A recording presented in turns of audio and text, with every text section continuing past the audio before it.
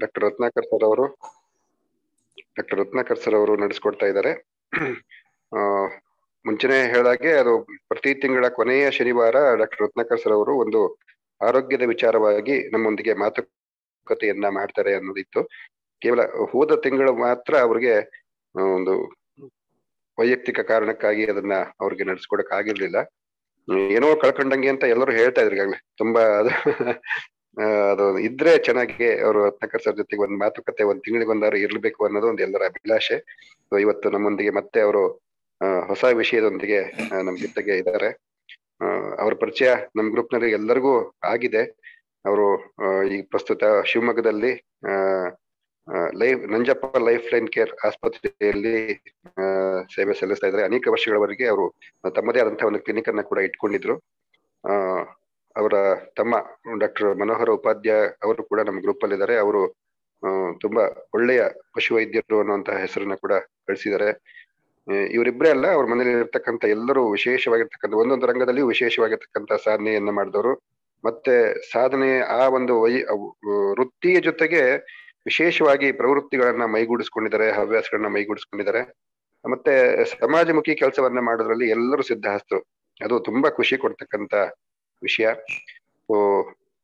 ನಾನು ವಿಶೇಷವಾಗಿ doctor Ratnakar sir ಅವರಿಗೆ ಈ ಒಂದು ವಿಡಿಯೋ ಸಂವಾದ ಕಾರ್ಯಕ್ರಮಕ್ಕೆ ಸ್ವಾಗತವನ್ನ ಕೊಡ್ತೇನೆ. ಹಾಗೆ ಇವತ್ತಿನ ಸಂವಾದ ಕಾರ್ಯಕ್ರಮಕ್ಕೆ ಆಗಮಿಸಿರ್ತಕ್ಕಂಥ ಎಲ್ಲ ಸಹೃದಯರಿಗೂ ಕೂಡ ವಿಶೇಷವಾಗಿರ್ತಕ್ಕಂಥ ಸ್ವಾಗತವನ್ನ ಕೋರ್ತಾ ಇಂದಿನ ಕಾರ್ಯಕ್ರಮವನ್ನ ಆರಂಭಿಸಬೇಕು ಅಂತ ಹೇಳಿ ಅವ್ರಲ್ಲಿ ವಿನಂತಿಸ್ತಾ ಇದ್ದೀನಿ. ಸರ್. ಎಸ್ ಸರ್, ಎಲ್ಲರಿಗೂ ನಮಸ್ಕಾರ. ಸಮಾನ ಮನಸ್ಕರ ಗ್ರೂಪಿನಲ್ಲಿರುವವರಿಗೆ ಮತ್ತೆ ನನ್ನ ಹಿತೈಷಿಗಳು ಬಹಳಷ್ಟು ಮಂದಿ ಇವತ್ತು ಸೇರ್ಕೊಂಡಿದ್ದಾರೆ. ಇನ್ಫ್ಯಾಕ್ಟ್ ನನ್ನ ಆಸ್ಪತ್ರೆ ಅಡ್ವರ್ಟೈಸ್ಮೆಂಟ್ ವಿಭಾಗದ ಮುಖ್ಯಸ್ಥೆಗೆ ಇದು ಸುಮ್ಮನೆ ಕಳಿಸಿದ್ದೆ ನಾನು, ಈಗ ನಾನು ಮಾತಾಡ್ತಿದ್ದೀನಿ ಅಂತ. ಯಾಕಂದ್ರೆ ನಾನು ಇಂಥ ಆಸ್ಪತ್ರೆನಲ್ಲಿ ವರ್ಕ್ ಮಾಡ್ತಿದ್ದೀನಿ ಅನ್ನೋದನ್ನ ಮೆನ್ಷನ್ ಮಾಡಿ ಮಾಡ್ತೀನಿ ಯಾವಾಗ್ಲೂ. ಅದೊಂದು ಅಡ್ವರ್ಟೈಸ್ಮೆಂಟ್ ಅಂತ ಆದ್ರೂ ಅಂದ್ಕೋಬೇಕು, ಅಥವಾ ನಾನು ಎಲ್ಲಿದ್ದೀನಿ ಅಂತ ಅರ್ಥ ಮಾಡ್ಕೊಳ್ಳಿಕ್ಕಾದ್ರೂ ಸಾಕಾಗುತ್ತೆ. ಅವರು ಅದನ್ನ ಬಹಳ ಜನಕ್ಕೆ ಕಳಿಸ್ಬಿಟ್ಟಿದ್ದಾರೆ. ಹಾಗಾಗಿ ಇವತ್ತು 2 ಕಾರಣಕ್ಕೆ ನಾನು 8 ಮುಗಿಸ್ಕೊಳ್ಳೋ ಯೋಚನೆಯಲ್ಲಿದ್ದೀನಿ. ಈಗ ಬಂದು ಲಾಗಿನ್ ಆದವರಿಗೆ, ಮುಂದೆ ಬರ್ಲಿಕ್ಕಿರೋರಿಗೆಲ್ಲರಿಗೂ ಸ್ವಾಗತ. ಎಂದಿನಂತೆ ನಾನು ಒಂದು ತುಂಬಾ ಕಾಮನ್ ಟಾಪಿಕ್ ಅನ್ನು ತಗೊಂಡಿದ್ದೀನಿ. ಈ ಕೇಳುಗರಲ್ಲಿ ವೈದ್ಯರು ಬಹಳ ಜನ ಇದ್ದಾರೆ. ಅವರಿಗೆ ಇದು ಎಷ್ಟರ ಮಟ್ಟಿಗೆ ಅನುಕೂಲ ಆಗುತ್ತೆ ಇಲ್ಲ ಅನ್ನೋದು ನನಗೂ ಗೊತ್ತಿಲ್ಲ. ಯಾಕಂದ್ರೆ ನಾನು ಬೇಸಿಕ್ಸ್ ಮಾತ್ರ ಟಚ್ ಮಾಡಿ ಒಂದು ಪ್ರತಿ ದಿವಸದ ನಮ್ಮ ವೈದ್ಯಕೀಯ ವೃತ್ತಿಯಲ್ಲಿ ನಾವು ಯಾವ ರೀತಿ ಸಮಸ್ಯೆಗಳನ್ನ ನೋಡ್ತೀವಿ ಅನ್ನೋದನ್ನ ಮಾತ್ರ ಹೇಳ್ತೀನಿ. ಅದು ಎಲ್ಲರಿಗೂ ಗೊತ್ತಿರ್ತದೆ ಹೆಚ್ಚಿನ ಅಂಶ. ತುಂಬಾ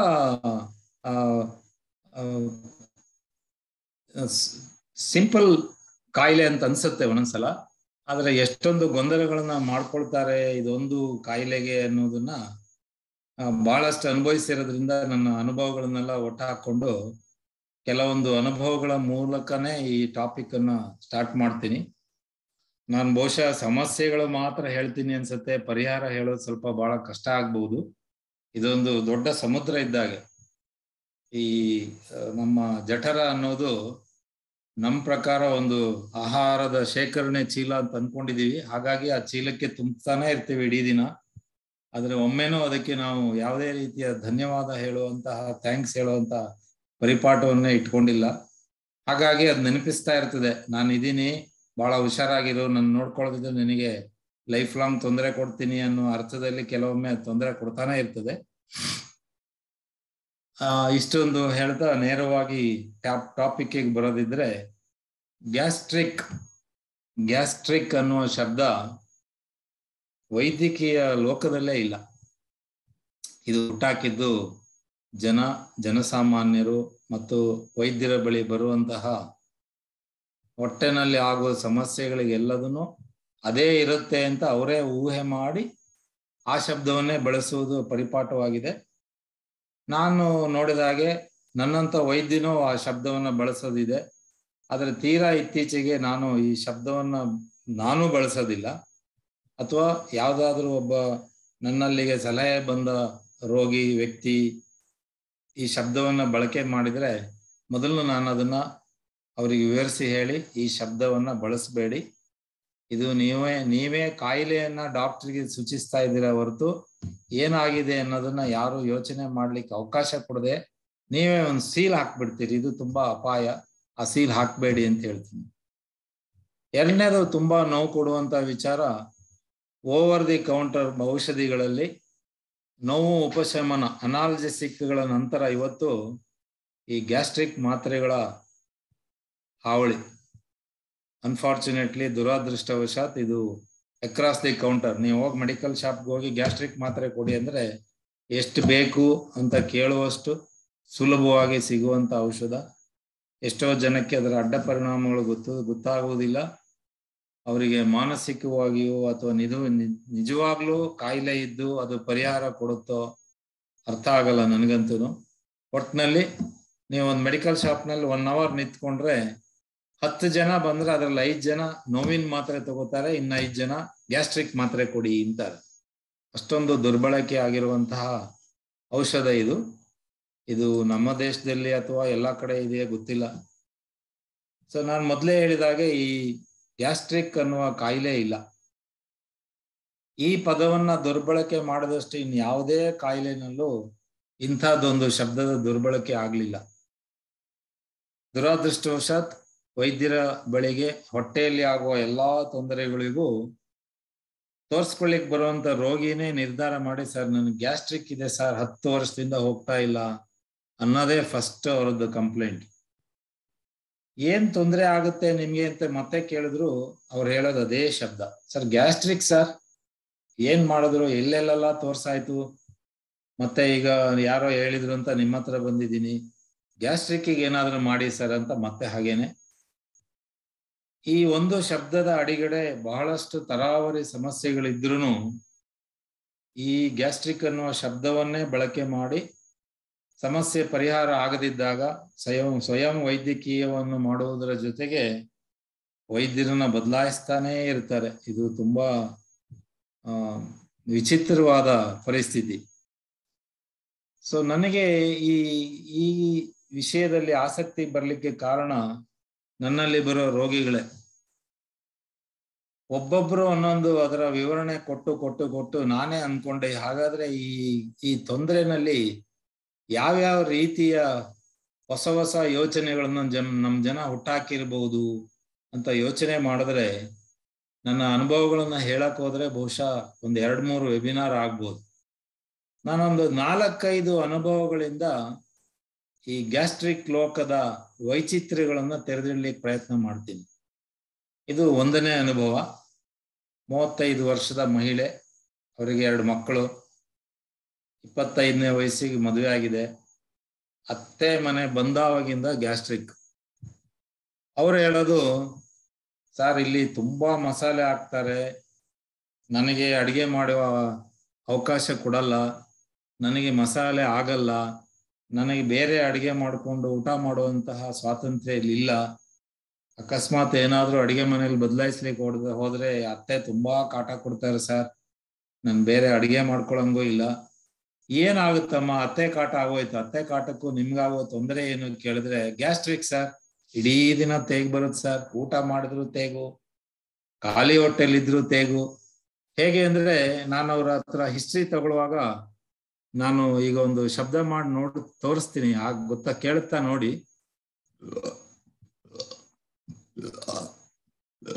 ಈ ರೀತಿ ನನ್ನ ಚೇಂಬರ್ ನಲ್ಲಿ ಇರುವಷ್ಟು ಹೊತ್ತು ಕಂಟಿನ್ಯೂಸ್ ತೇಗ್ತಾನೆ ಇದ್ರು ತಾಯಿ. ಮಾತಾಡುವ ಟೈಮಲ್ಲಿ ನನ್ನ ಪ್ರಶ್ನೆಗೆ ಉತ್ತರ ಕೊಡುವ ಟೈಮಲ್ಲಿ ಮಾತ್ರ ತೇಗಿರ್ತಿರ್ಲಿಲ್ಲ. ಸರ್ ದಿನಾ 3 ಸಲ ಗ್ಯಾಸ್ಟ್ರಿಕ್ ಮಾತ್ರೆ ತಗೋತೀನಿ ಸರ್, ಕಡಿಮೆ ಆಗಲ್ಲ. 2-3 ಕಡೆ ಎಂಡೋಸ್ಕೋಪಿ ಪರೀಕ್ಷೆ ಮಾಡಿಸಿದೀನಿ, ಎಲ್ಲಾ ಡಾಕ್ಟರ್ ಹೇಳೋದೊಂದೇ, ನಿನ್ಗೇನು ತೊಂದರೆ ಇಲ್ಲಮ್ಮ, ನನಗೆ ಮಾತ್ರ ಈ ತೇಗ್ ಬಿಡಲ್ಲ ಅಂತ. ಅಂದ್ರೆ ಆ ತೇಗನ್ನ ಅವರು ಗ್ಯಾಸ್ಟ್ರಿಕ್ ಸೀಲ್ ಹಾಕಿ ಬಿಟ್ಟಿದ್ದಾರೆ. ಹೋದ್ ಕಡೆ ಎಲ್ಲ ಡಾಕ್ಟ್ರಿಗೆ ಅದೇ ಹೇಳಿ ಔಷಧಿ ಬರ್ಕೊಡೋದು. ಸೊ ಎಂಡೋಸ್ಕೋಪಿ 2-3 ಬಾರಿ ಆಗಿದ್ಮೇಲೆ ನನಗೇನು ಕೆಲಸ ಇಲ್ಲ ಅಲ್ಲಿ.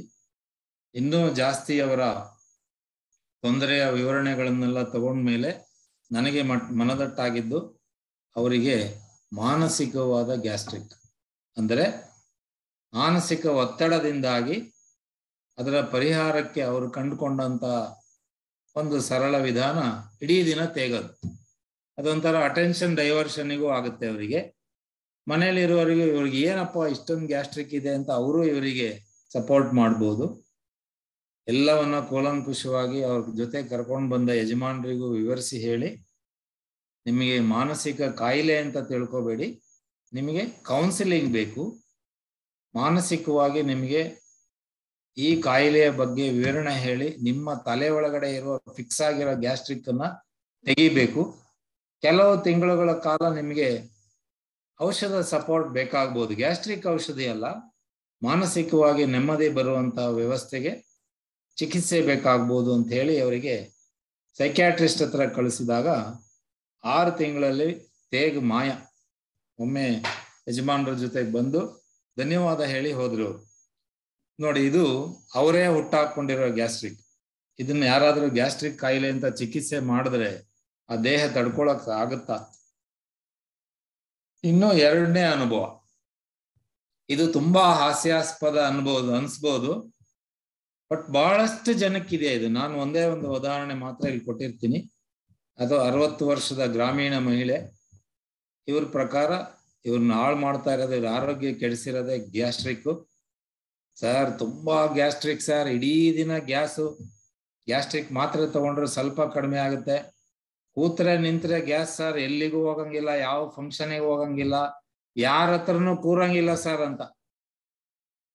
ಎಂಡೋಸ್ಕೋಪಿ ಮತ್ತೆ ಅಲ್ಟ್ರಾಸೌಂಡ್ ಪರೀಕ್ಷೆ ಮಾಡಿದ್ರೆ ಏನೂ ತೊಂದರೆ ಇಲ್ಲ.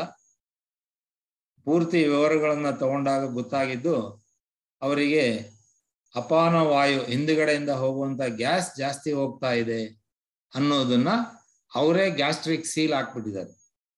ಸೊ ಹೋದ ತಕ್ಷಣ ಎಲ್ಲಾ ಡಾಕ್ಟರ್ ಹತ್ರ ಅದನ್ನೇ ಹೇಳಿ ಔಷಧಿ ಬರ್ಸ್ಕೊಳ್ಳೋದು ಬಿಟ್ರೆ ಕಾಯಿಲೆ ಏನು ಕಡಿಮೆ ಆಗ್ಲಿಲ್ಲ. ಅವರಿಗೆ ಅದು ಗ್ಯಾಸ್ಟ್ರಿಕ್ ಟ್ರಬಲ್ ಅಲ್ಲ, ಅಪಾನ ವಾಯು ಜಾಸ್ತಿ ಉತ್ಪತ್ತಿ ಆಗುವಂತ ತೊಂದರೆ. ಅದಕ್ಕೆ ಕಾರಣ ಅವರಿಗಿರೋದು ಮಲಬದ್ಧತೆ. ಆ ಮಲಬದ್ಧತೆಗಾಗಿ ಪರಿಹಾರದ ಉಪಾಯಗಳನ್ನು ಹೇಳಿದಾಗ ನಿಧಾನವಾಗಿ ಅವರ ಸೋ ಕಾಲ್ಡ್ ಗ್ಯಾಸ್ಟ್ರಿಕ್ ಅಥವಾ ಗ್ಯಾಸ್ ಟ್ರಬಲ್ ಕಡಿಮೆ ಆಯಿತು. ಪೂರ್ತಿ ಸರಿ ಹೋಗಿ ಮಾಡ್ಲಿಕ್ಕೆ ಸಾಧ್ಯ ಆಗ್ಲಿಲ್ಲ, ಆದ್ರೆ ಗ್ಯಾಸ್ಟ್ರಿಕ್ ಮಾತ್ರೆ ಇಲ್ದೇನೆ ಅದನ್ನ ಕಡಿಮೆ ಮಾಡುವಂತ ವ್ಯವಸ್ಥೆ ಆಯ್ತು. ಅವರ ಚಿಕಿತ್ಸೆ ಹಾಗೆ ಮುಂದುವರಿತು. 3ನೇ ಅನುಭವ, 50 ವರ್ಷದ ರೈತಾಪಿ ಕೆಲಸದವರು. ಎಷ್ಟು ಕಡೆ ತೋರಿಸಿದ್ರು ಗ್ಯಾಸ್ಟ್ರಿಕ್ ಹೋಗಲ್ಲ ಸರ್, ಪೈಪ್ ಹಾಕಿ ಟೆಸ್ಟ್ ಮಾಡಿದ್ರೆ ಏನೂ ಇಲ್ಲ ಅಂತ ಹೇಳ್ತಾರೆ, ನಾರ್ಮಲ್ ಅಂತ ಹೇಳ್ತಾರೆ, ನಮ್ ಗ್ಯಾಸ್ಟ್ರಿಕ್ ಮಾತ್ರ ಹೋಗಲ್ಲ ಸರ್ ಅಂತ ವಿವರಣೆ ಕೇಳಿದಾಗ ಅವ್ರು ಹೇಳೋದು, ಸರ್ ತುಂಬಾ ಸೊಂಟ ಹಿಡ್ಕೊಳ್ಳುತ್ತೆ, ಕಾಲ್ ನೋವು, ಬೆಳಿಗ್ಗೆ ಏಳುವಾಗಲೇ ಗ್ಯಾಸ್ ಕಾಲಿಗೆ ಸೇರ್ಕೊಂಡು ನಡೆಯಕ್ಕಾಗಲ್ಲ ಅಂತ. ಇದು ಅವರ ಪ್ರಕಾರ ಕಾಲಿನಲ್ಲಿ ಗ್ಯಾಸ್ಟ್ರಿಕ್ ಸೇರಿಸ್ಕೊಂಡು ಅವ್ರಿಗೆ ತೊಂದರೆ ಆಗಿರೋದು.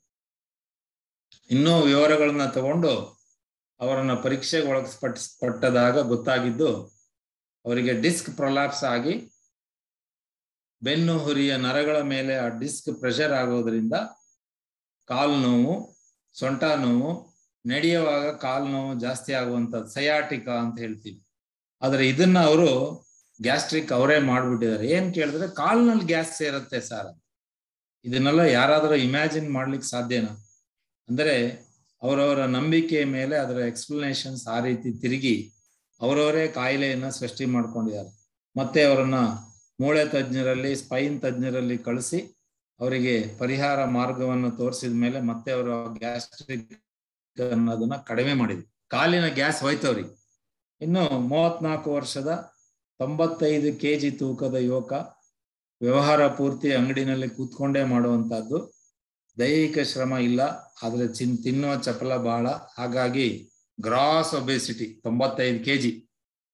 ಸರ್ ತುಂಬಾ ಇಂಡೈಜೆಷನ್ ಸರ್, ಮೇಲ್ಗಡೆ ಹೊಟ್ಟೆ ನೋಯುತ್ತೆ, ಅಜೀರ್ಣ, ಊಟ ಆದ್ಮೇಲೂ ನೋವು ಜಾಸ್ತಿ ಆಗುತ್ತೆ ಸರ್. ಗ್ಯಾಸ್ಟ್ರಿಕ್ ಮಾತ್ರೆ ತಗೊಂಡ್ರೆ ಒಂದ್ ಸ್ವಲ್ಪ ಏನೋ ಕಡಿಮೆ ಆದಂಗೆ ಅನ್ಸುತ್ತೆ, ಬಟ್ ವಾಸಿನೇ ಆಗಲ್ಲ ಸರ್. ಟೆಸ್ಟ್ ಮಾಡಿಸಿ ಎಂಡೋಸ್ಕೋಪಿ ಮಾಡ್ಸಾಯ್ತು ಸರ್, ಏನೂ ಕಾಣಿಸ್ಲಿಲ್ಲ ಅಂದ್ರು. ಸರಿ, ಎಂಡೋಸ್ಕೋಪಿ ಮತ್ತೆ ಪುನಃ ಮಾಡುವಂತ ಪರಿಸ್ಥಿತಿ ಏನು ನನಗೆ ಕಾಣಲಿಲ್ಲ ಅಂತ ಅಲ್ಟ್ರಾಸೌಂಡ್ ಪರೀಕ್ಷೆಯನ್ನು ಮಾಡಿಸಿದಾಗ ಅವರ ಪಿತ್ತಕೋಶದಲ್ಲಿ ಕಲ್ಲುಗಳು ಕಂಡು ಬಂದವು. ಸೊ ಲ್ಯಾಪ್ರೋಸ್ಕೋಪಿಕ್ ಶಸ್ತ್ರಚಿಕಿತ್ಸೆಯ ನಂತರ ಪಿತ್ತಕೋಶವನ್ನೇ ತೆಗೆದು ಅವರ ಗ್ಯಾಸ್ಟ್ರಿಕ್, ಇಂಡೈಜೆಷನ್ ಎಲ್ಲ ಮಾಯ ಆಗ್ಬಿಡ್ತು. ಮತ್ತೆ ಅವರಿಗೆ ಯಾವತ್ತೂ ಗ್ಯಾಸ್ಟ್ರಿಕ್ ಬೇಕಾಗ್ಲಿಲ್ಲ.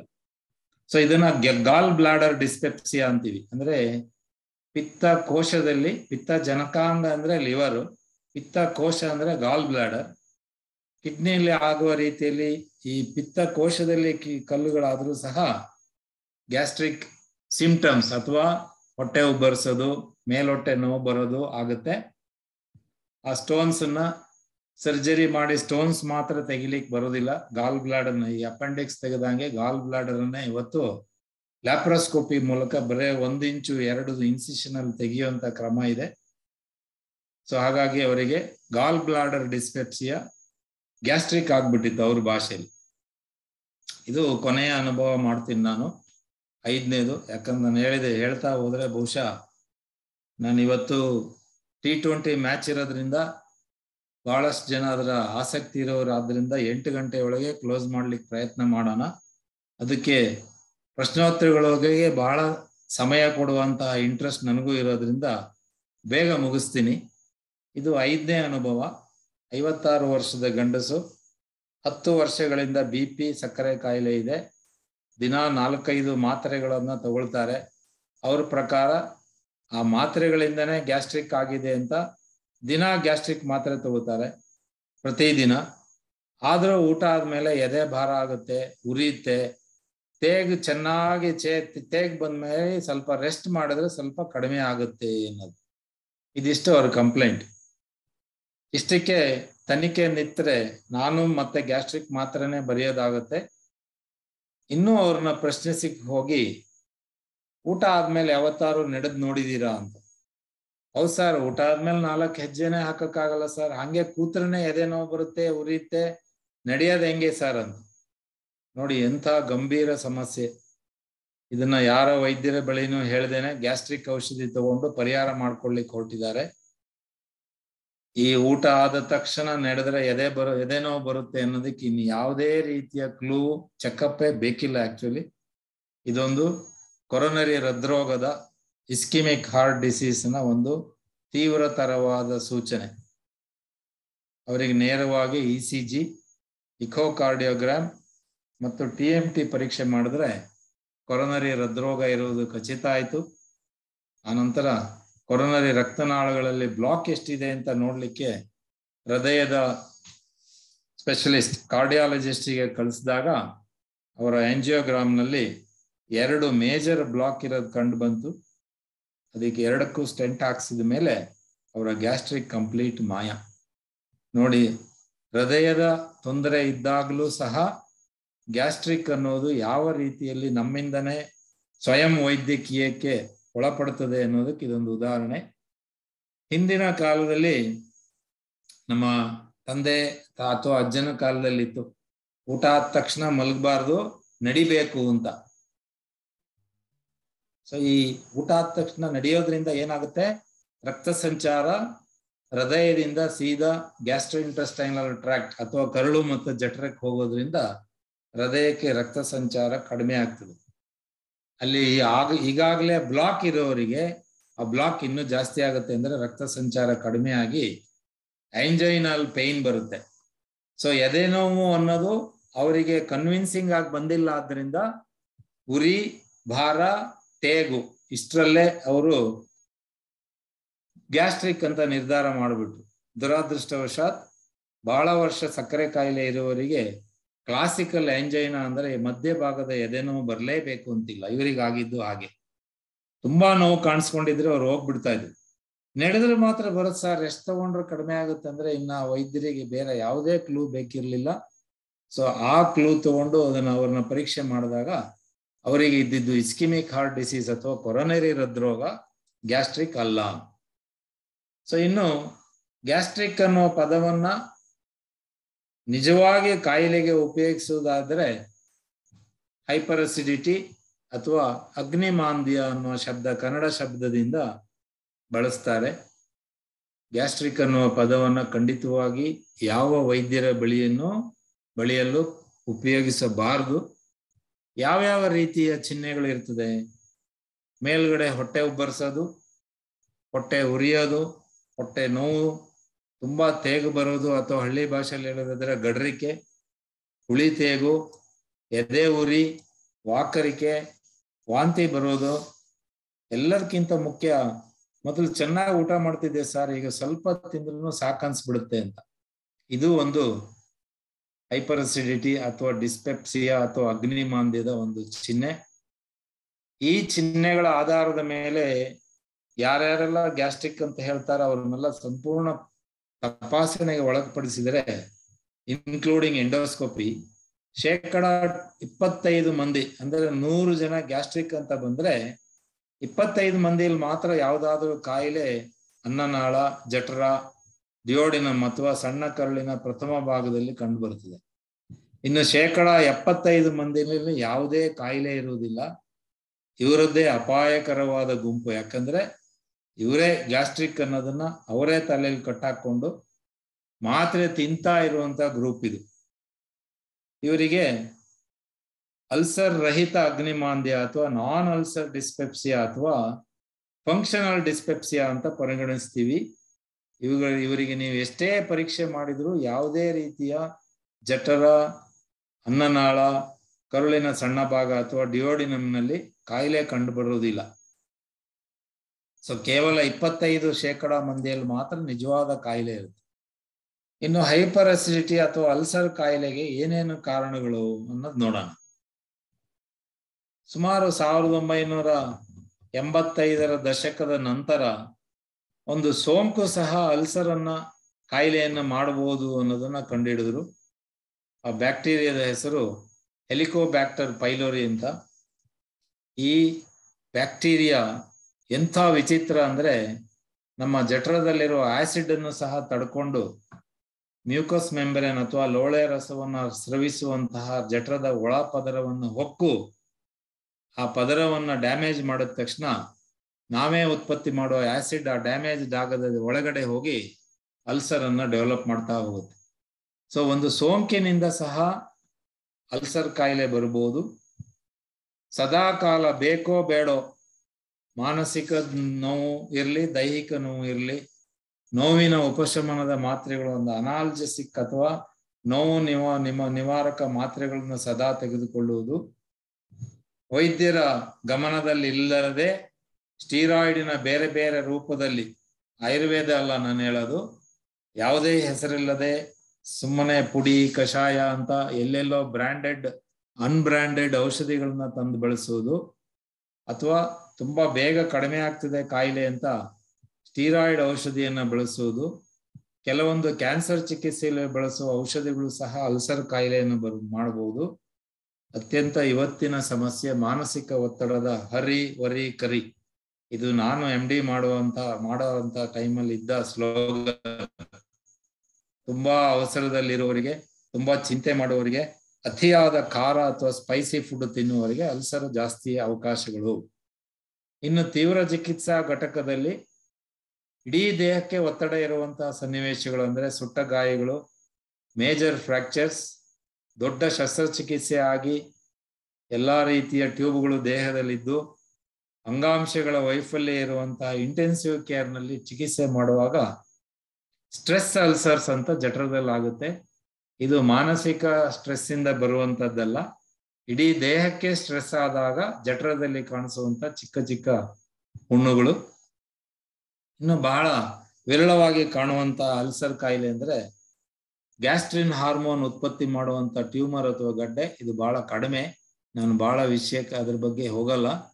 ಇನ್ನು ಅತಿಯಾದ ಕಾಫಿ, ಟೀ, ಮದ್ಯಪಾನ ಮತ್ತು ತಂಬಾಕಿನ ಎಲ್ಲಾ ರೂಪಗಳು, ಅದು ಜರದ, ಗುಟ್ಕ, ವಿಮಲಿಂದ ಹಿಡಿದು ತಂಬಾಕನ್ನ ವೀಳಿದೆಲೆ ಜೊತೆಗೆ ಬಳಸುವವರಿಗೂ ಸಹ ಹೈಪರ್ ಅಸಿಡಿಟಿ ಅಥವಾ ಅಲ್ಸರಿನ ಕಾಯಿಲೆಗಳು ಜಾಸ್ತಿ ಕಂಡು ಬರುತ್ತದೆ. ಇನ್ನು ವರ್ಷಗಟ್ಲೆ ಗ್ಯಾಸ್ಟ್ರಿಕ್ ಅನ್ನೋ ಪದವನ್ನ ಬಳಸಿ ಔಷಧಿ ಮಾಡುವವರಿಗೆ ಅಥವಾ ಸ್ವಯಂ ವೈದ್ಯಕೀಯ ಮಾಡುವವರಿಗೆ ಕೆಲವೊಂದು ಅಪಾಯದ ಚಿಹ್ನೆಗಳನ್ನ ಗುರುತಿಸುವ ಬಗ್ಗೆ ಜ್ಞಾನ ಕೊಡ್ಲಿಕ್ಕೆ ಇಷ್ಟಪಡ್ತೀನಿ. 10 ವರ್ಷದಿಂದನೂ ಗ್ಯಾಸ್ಟ್ರಿಕ್ ಇದೆ ಸರ್, ಆರಾಮಿದ್ದೆ ಸರ್, ಮಾತ್ರೆ ತಗೊಂಡು 6 ತಿಂಗಳಲ್ಲಿ 10 kg ತೂಕ ಕಡಿಮೆ ಆಯ್ತು ಅಂತಾರೆ. ಸೊ ಬಹಳ ದೀರ್ಘಕಾಲದ ಡಿಸ್ಪೆಪ್ಸಿಯಾ ಅಥವಾ ಅಗ್ನಿಮಾಂದ್ಯ ಸಮಸ್ಯೆ ಇರುವವರಿಗೆ ವಿನಾಕಾರಣ ತೂಕ ಕಡಿಮೆ ಆದ್ರೆ ಹೈಪರ್ ಥೈರಾಯ್ಡ್ ಅಥವಾ ಡಯಾಬಿಟಿಸ್ ಇಲ್ಲ ಅಂತಂದ್ರೆ ಯಾವುದೋ ಒಂದು ಜೀರ್ಣಾಂಗ ವ್ಯವಸ್ಥೆಯಲ್ಲಿ ತೊಂದರೆ ಇದೆ ಎನ್ನುವ ಅನುಮಾನ ಬರಬೇಕು. ಅದು ಲಿವರ್ ಇರ್ಬೋದು, ಜಠರ ಇರ್ಬೋದು, ಕರುಳು ಇರ್ಬೋದು, ಕೋಲನ್ ಕ್ಯಾನ್ಸರ್ ಇರ್ಬೋದು, ಏನೇ ಇರ್ಬೋದು.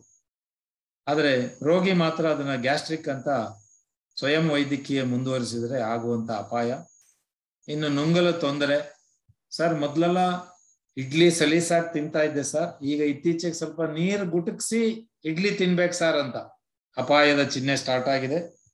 ಇದನ್ನ ಹಾಗೆ ಬಿಟ್ಕೊಂಡ್ರೆ ನಿಜವಾಗ್ಲೂ ಅನ್ನನಾಳದಲ್ಲಿ ಕ್ಯಾನ್ಸರ್ ಇದ್ದಿದ್ದೌದಾದ್ರೆ ನಿಧಾನವಾಗಿ ಇಡ್ಲಿಯಿಂದ ಗಂಜಿಗೆ, ಗಂಜಿಯಿಂದ ನೀರಿಗೆ ಬರುವಂತ ಪರಿಸ್ಥಿತಿ ಆಗುವ ಸಾಧ್ಯತೆ ಇರ್ತದೆ.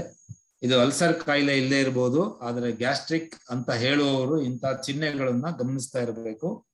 ಇನ್ನು ನುಂಗುವಾಗ ನೋವಾಗೋದು, ಸಡನ್ ಆಗಿ ರಕ್ತ ಕಡಿಮೆ ಆಗೋದು, ರಕ್ತಹೀನತೆ, ಸಾಮಾನ್ಯವಾಗಿ ಅಲ್ಸರ್ ನಲ್ಲಿ ಸ್ಲೋ ಬ್ಲೀಡಿಂಗ್, ಮೋಷನ್ ನಲ್ಲಿ ಏನ್ ಬ್ಲಡ್ ಹೋಗಲ್ಲ, ಆದ್ರೆ ಕಪ್ ಮೋಷನ್ ಹೋಗುತ್ತೆ.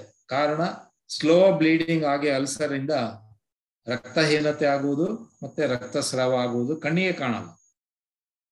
ಇನ್ನು ಪದೇ ಪದೇ ವಾಂತಿ ಆಗುವುದು, ಯಾವಾಗ್ಲೂ ಸ್ಟಮಕ್ ಅಪ್ಸೆಟ್ ಅಥವಾ ಫುಡ್ ಪಾಯ್ಸನಿಂಗ್ ಆಗಿ ವಾಂತಿ ಆದ್ರೆ ಅದೊಂದು ದೊಡ್ಡ ಕಾಯಿಲೆ ಅಲ್ಲ. ಪದೇ ಪದೇ ವಾಂತಿ ಆಗುವುದರ ಸೂಚನೆ ಹಿಂದೆ ಯಾವುದೋ ಒಂದು ಕಾಯಿಲೆ ಇರ್ಬೋದು, ಜಠರದಿಂದ ಕರುಳಿಗೆ ಆಹಾರ ಹೋಗದೆ ಇರ್ಬೋದು. ಇನ್ನು ಹೊಟ್ಟೆಯ ಭಾಗದಲ್ಲಿ ಕೈ ಹಾಕಿದ್ರೆ ಗಡ್ಡೆ ಏನೋ ಕಂಡಂಗಾಗುವುದು. ಇನ್ನು ಅನುವಂಶೀಯವಾಗಿ ನಮ್ಮ ಹಲವು ಕುಟುಂಬಗಳಲ್ಲಿ ಅನ್ನನಾಳದ ಕ್ಯಾನ್ಸರ್, ಜಠರದ ಕ್ಯಾನ್ಸರ್ ಇದ್ರೆ ಬಹಳ ವರ್ಷಗಳ ಕಾಲ ಗ್ಯಾಸ್ಟ್ರಿಕ್ ಅನ್ನುವರು ವೈದ್ಯರ ಬಳಿ ಕೂಲಂಕುಷವಾಗಿ ಪರೀಕ್ಷೆ ಮಾಡಿಸ್ಕೊಳ್ಳೋದು ತುಂಬಾ ಒಳ್ಳೇದು. ಇನ್ನು ಈ ಅಪಾಯದ ಚಿಹ್ನೆಗಳು ನೋಡಾದ್ಮೇಲೆ ಈ ಗ್ಯಾಸ್ಟ್ರಿಕ್ ಅಥವಾ ಅಗ್ನಿಮಾಂದ್ಯ ಅಥವಾ ಹೈಪರ್ ಅಸಿಡಿಟಿಯ ಚಿಹ್ನೆಗಳಿಂದ ಬರುವವರಲ್ಲಿ ತಪಾಸಣೆಯ ಲಿಸ್ಟ್ ಏನು ಬಹಳ ದೊಡ್ಡದಿಲ್ಲ, ತುಂಬಾ ಕಡಿಮೆ. ಇವುಗಳಲ್ಲಿ ಅತ್ಯಂತ ಮುಖ್ಯವಾಗಿರೋದು ನಾನು ನೋಡ್ಕೊಂಡ ಹಾಗೆ, ನನ್ನ ಅನುಭವಕ್ಕೆ ಬಂದಿದ್ದಾಗೆ ಪೂರ್ತಿ ವಿವರಗಳನ್ನು ತಗೊಳ್ಳೋದು. ಅವ್ರು 100 ಸಲ ಗ್ಯಾಸ್ಟ್ರಿಕ್ ಅಂತ ಹೇಳಿದ್ರು ನಾವು ಅದಕ್ಕೆ ಬೆಲೆ ಕೊಡೋದೇ ಇಲ್ಲ. ನಾನು ಅವರ ತಲೆಯಿಂದ, ಅವರ ಬಾಯಿಂದ ಗ್ಯಾಸ್ಟ್ರಿಕ್ ಅನ್ನುವ ಶಬ್ದ ನಿಲ್ಲ ತನಕ ನಾನು ಬಿಡಲ್ಲ. ಅವ್ರು ಮತ್ತೆ ಗ್ಯಾಸ್ಟ್ರಿಕ್ ಅಂದ್ರು ನಾನು ಹೇಳ್ತೀನಿ, ಇಲ್ಲ ನನಗದು ಅರ್ಥ ಆಗಲ್ಲ, ನನಗೆ ಗ್ಯಾಸ್ಟ್ರಿಕ್ ಅಂದ್ರೆ ಏನು ಅಂತ ಗೊತ್ತಿಲ್ಲ, ನಿಮಗೆ ಏನ್ ತೊಂದರೆ ಆಗ್ತದೆ ಅನ್ನೋದನ್ನ ಮತ್ತೆ ಹೇಳಿ ಅಂತ ಪೂರ್ತಿ ವಿವರಗಳನ್ನ ತೆಗೆದುಕೊಂಡ್ರೆ ಖಂಡಿತವಾಗಿ ನಮ್ಗೊಂದು ದಾರಿ ಸಿಗುತ್ತೆ. ಇದು ದೈಹಿಕವಾದ ಕಾಯಿಲೆನ, ಜಠರಕ್ಕೆ ಸಂಬಂಧಪಟ್ಟಿದ್ದ, ಕರುಳಿಗೆ ಸಂಬಂಧಪಟ್ಟಿದ್ದ, ಅಥವಾ ಇಲ್ಲಿ ಇರುವಂತಹ ಮೆದುಳಿನ ಮನಸ್ಸಿನಲ್ಲಿರುವಂತಹ ಕಾಯಿಲೆನ ಅನ್ನೋದನ್ನ ಹಿಸ್ಟ್ರಿ ಲೆವೆಲ್ನಲ್ಲೇ ಒಂದು ಯೋಚನೆ ಮಾಡ್ಬೋದು. ಈ ಹಿಸ್ಟ್ರಿ ಲೆವೆಲ್ನಲ್ಲೇ ಯೋಚನೆ ಮಾಡಿದಾಗ ಏನಾಗುತ್ತೆ ಅಂದ್ರೆ ತಪಾಸಣೆಗಳ ಸಂಖ್ಯೆ ಕಡಿಮೆ ಮಾಡ್ಬೋದು. ನೇರವಾಗಿ ನಿಖರವಾಗಿ ಒಂದೇ ಪರೀಕ್ಷೆನಲ್ಲಿ ಕಾಯಿಲೆ ಕಂಡುಹಿಡಿಯಲಿಕ್ಕೆ ಸಾಧ್ಯ. ಹಾಗಂತ ಅವರ ಹಿಸ್ಟ್ರಿ ಕೇಳಿದ ತಕ್ಷಣ ನಾವು ಸೀದಾ ಪರೀಕ್ಷೆ ಕಳಿಸಂಗಿಲ್ಲ. ದೈಹಿಕವಾಗಿ ಅವ್ರನ್ನ ತಪಾಸಣೆ ಮಾಡಲೇಬೇಕು. ಎಲ್ಲಾದರೂ ಜಠರದ ಭಾಗದಲ್ಲಿ ಗಡ್ಡೆಗಳು ಸಿಗ್ತಾವ, ಕುತ್ತಿಗೆಯಲ್ಲಿ ಏನಾದ್ರು ಗಡ್ಡೆ ಇದೆಯಾ, ರಕ್ತಹೀನತೆ ಇದೆಯಾ, ಈ ತರ ಜನರಲ್ ಫಿಸಿಕಲ್ ಎಕ್ಸಾಮಿನೇಷನ್ ಅಂತ ನಾವೇನು ಹೇಳ್ತೀವಿ ಅದನ್ನು ಮಾಡಲೇಬೇಕು.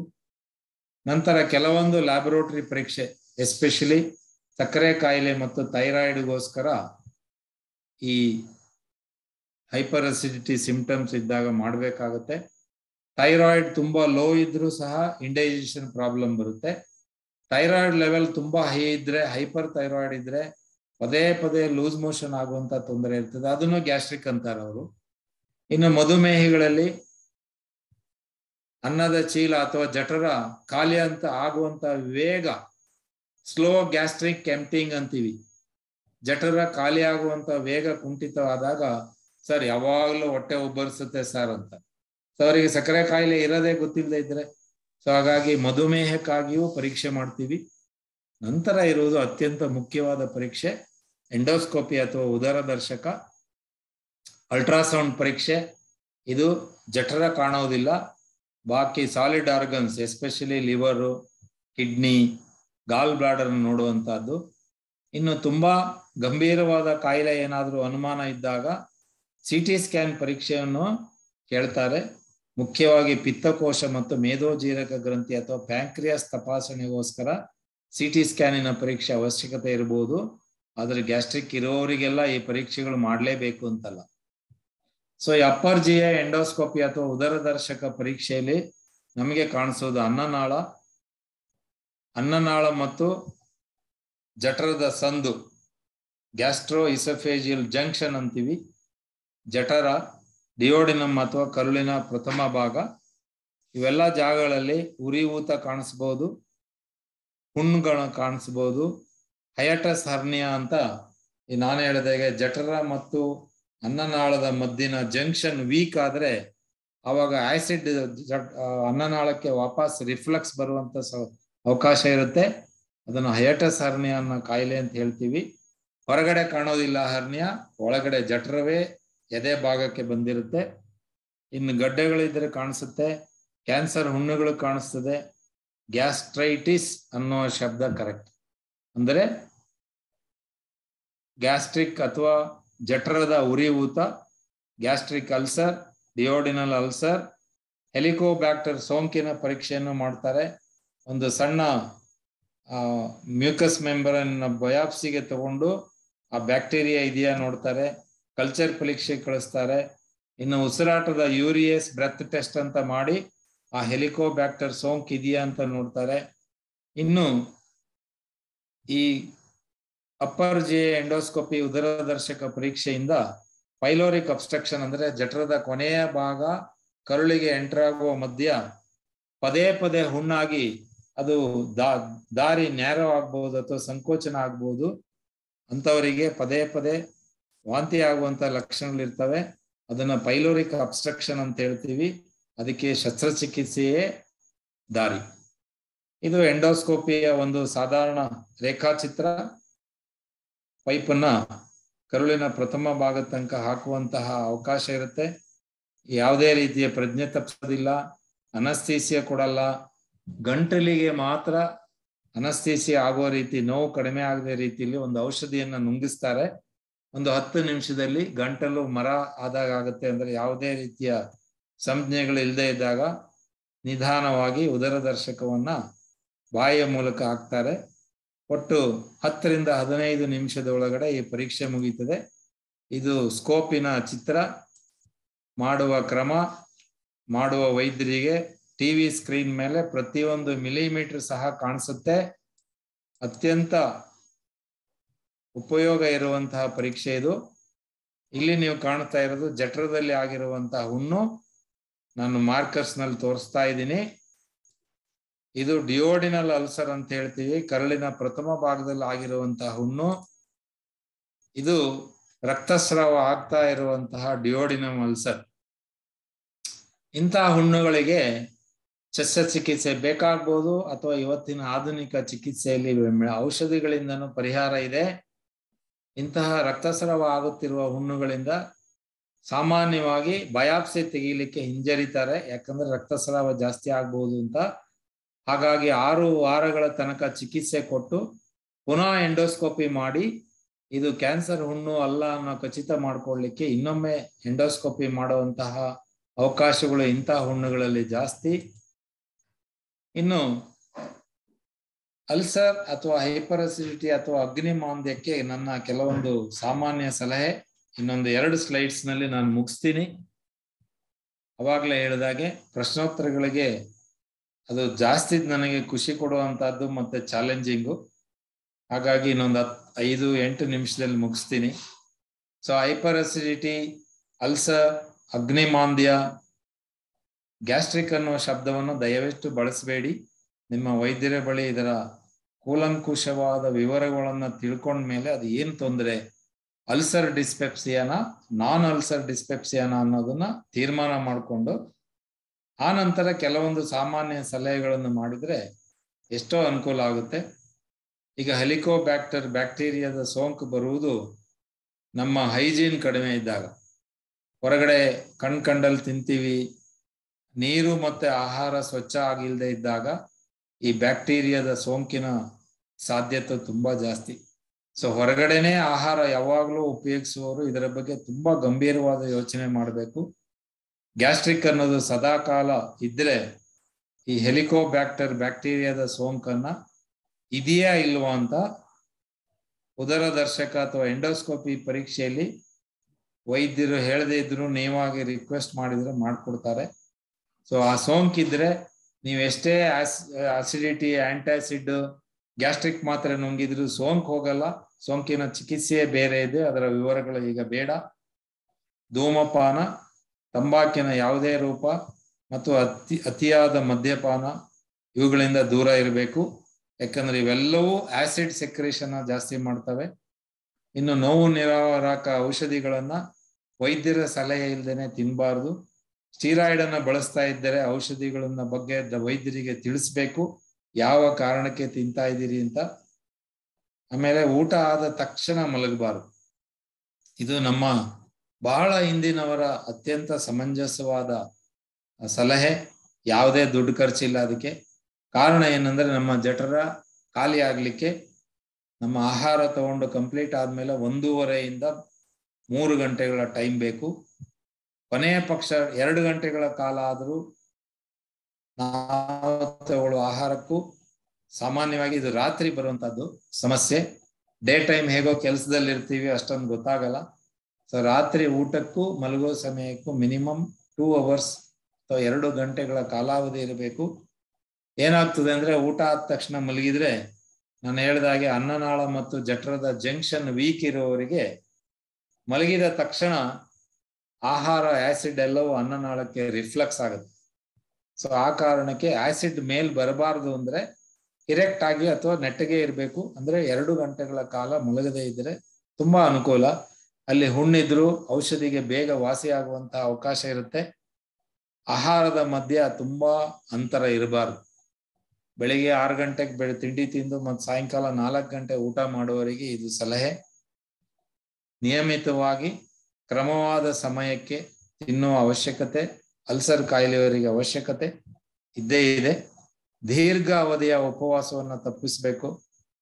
ಉಪವಾಸ ಅಂತ ಹೇಳ್ತೀವಿ, ಅಂದ್ರೆ ನೀರು ಕುಡಿಯಲ್ಲ ನಾವು ಅಂತ.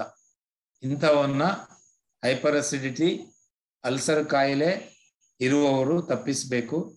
ತುಂಬಾ ಆರೋಗ್ಯವಂತರು ನಿಯಮಿತವಾಗಿ ಶಾರ್ಟ್ ಗ್ಯಾಪ್ ಫಾಸ್ಟಿಂಗ್ ಮಾಡೋದೇನು ತಪ್ಪಲ್ಲ. ಮುಂದೊಂದು ದಿವಸ ಇದನ್ನ ಖಂಡಿತವಾಗಿ ವಿವರವಾಗಿ ತಿಳ್ಕೊಳ್ಳೋಣ. ಬಹಳ ಇತ್ತೀಚೆಗೆ ಜನಪ್ರಿಯ ಆಗುತ್ತಾ ಇರುವಂತಹ ಟಾಪಿಕ್ ಇದು. Intermittent fasting, long fasting, periodic fasting, ಅದರಲ್ಲಿ ಬೇಕಾದಷ್ಟು ಶೋಕಿಗಳಿದಾವೆ. ಒಂದ್ ದಿವಸ ಅದನ್ನೇ ಮಾತಾಡೋಣ.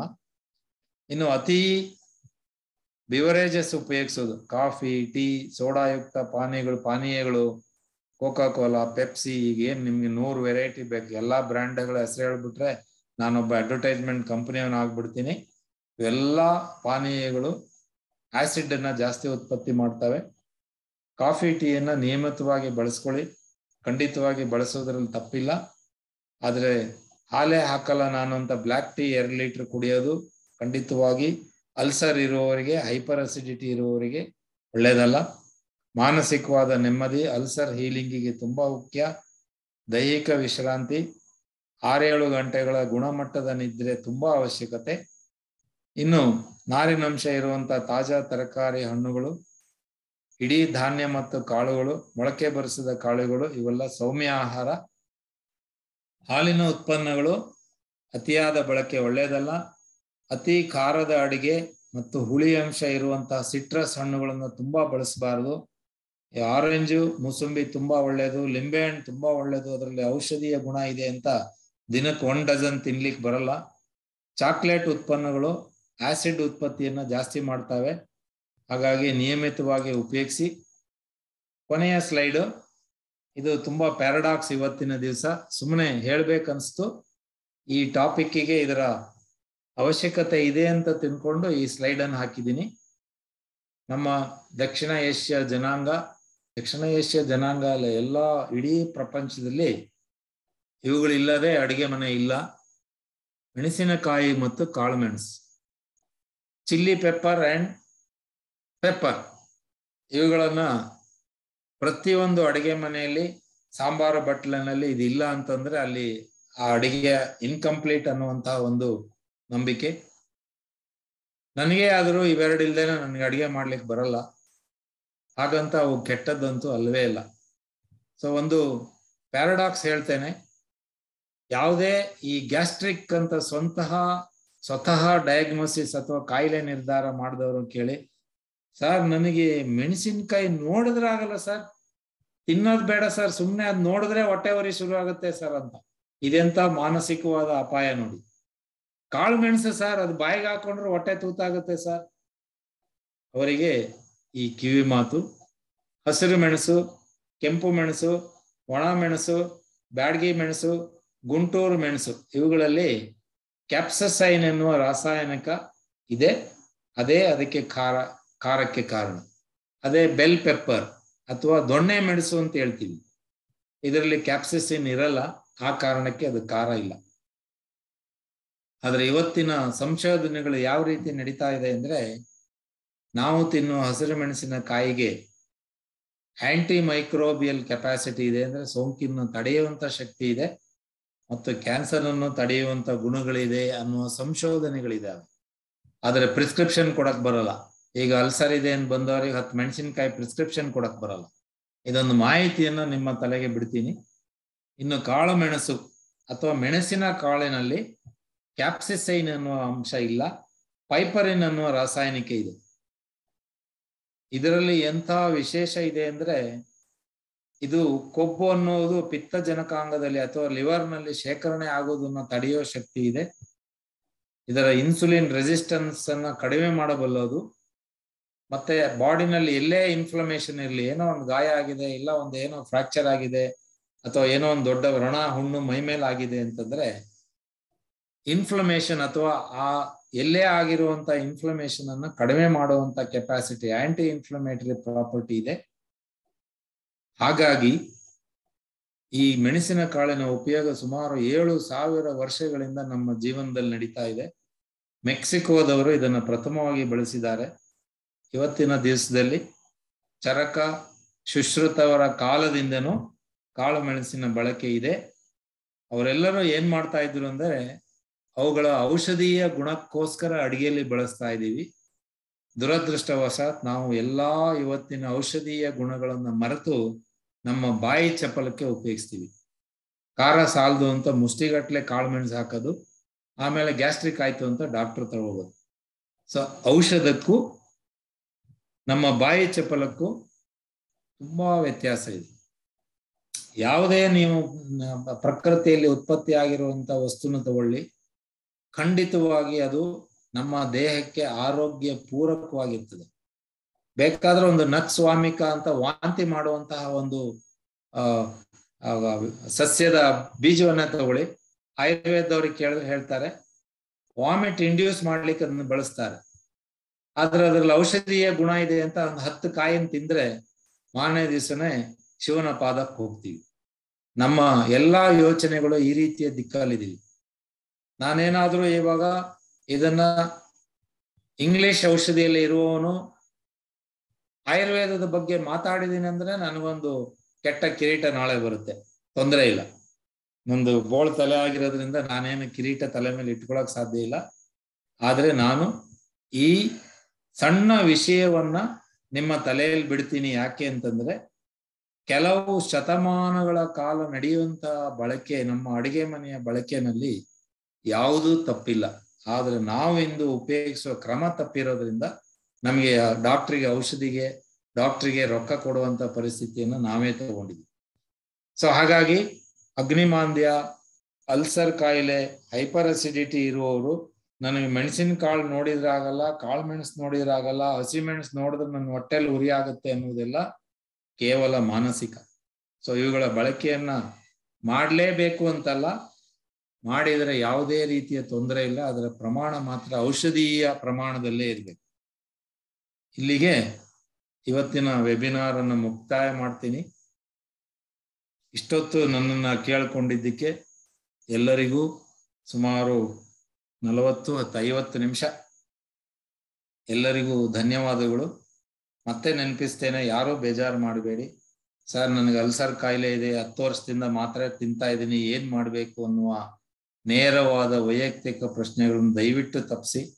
ಮಾಹಿತಿಗಳ ಬಗ್ಗೆ ಏನಾದರೂ ಕೇಳಿದರೆ ನನಗೆ ಗೊತ್ತಿದ್ರೆ ತಿಳಿಸ್ಕೊಡ್ತೀನಿ ಅಂತ ಹೇಳ್ತಾ, ಸಮಾನ ಮನಸ್ಕರ ಗ್ರೂಪಿಗೆ ಪ್ರತ್ಯೇಕವಾಗಿ ಡಾಕ್ಟರ್ ಅಶ್ವಥ್ ಕುಮಾರ್ ಅವರಿಗೆ ಮತ್ತೆ ನನ್ನ ಎಲ್ಲ ಹಿತೈಷಿ ಬಾಂಧವರಿಗೆ ನಮಸ್ಕರಿಸ್ತಾ ನನ್ನ ಇವತ್ತಿನ ಮಾತುಗಳನ್ನು ನಿಲ್ಲಿಸ್ತೇನೆ.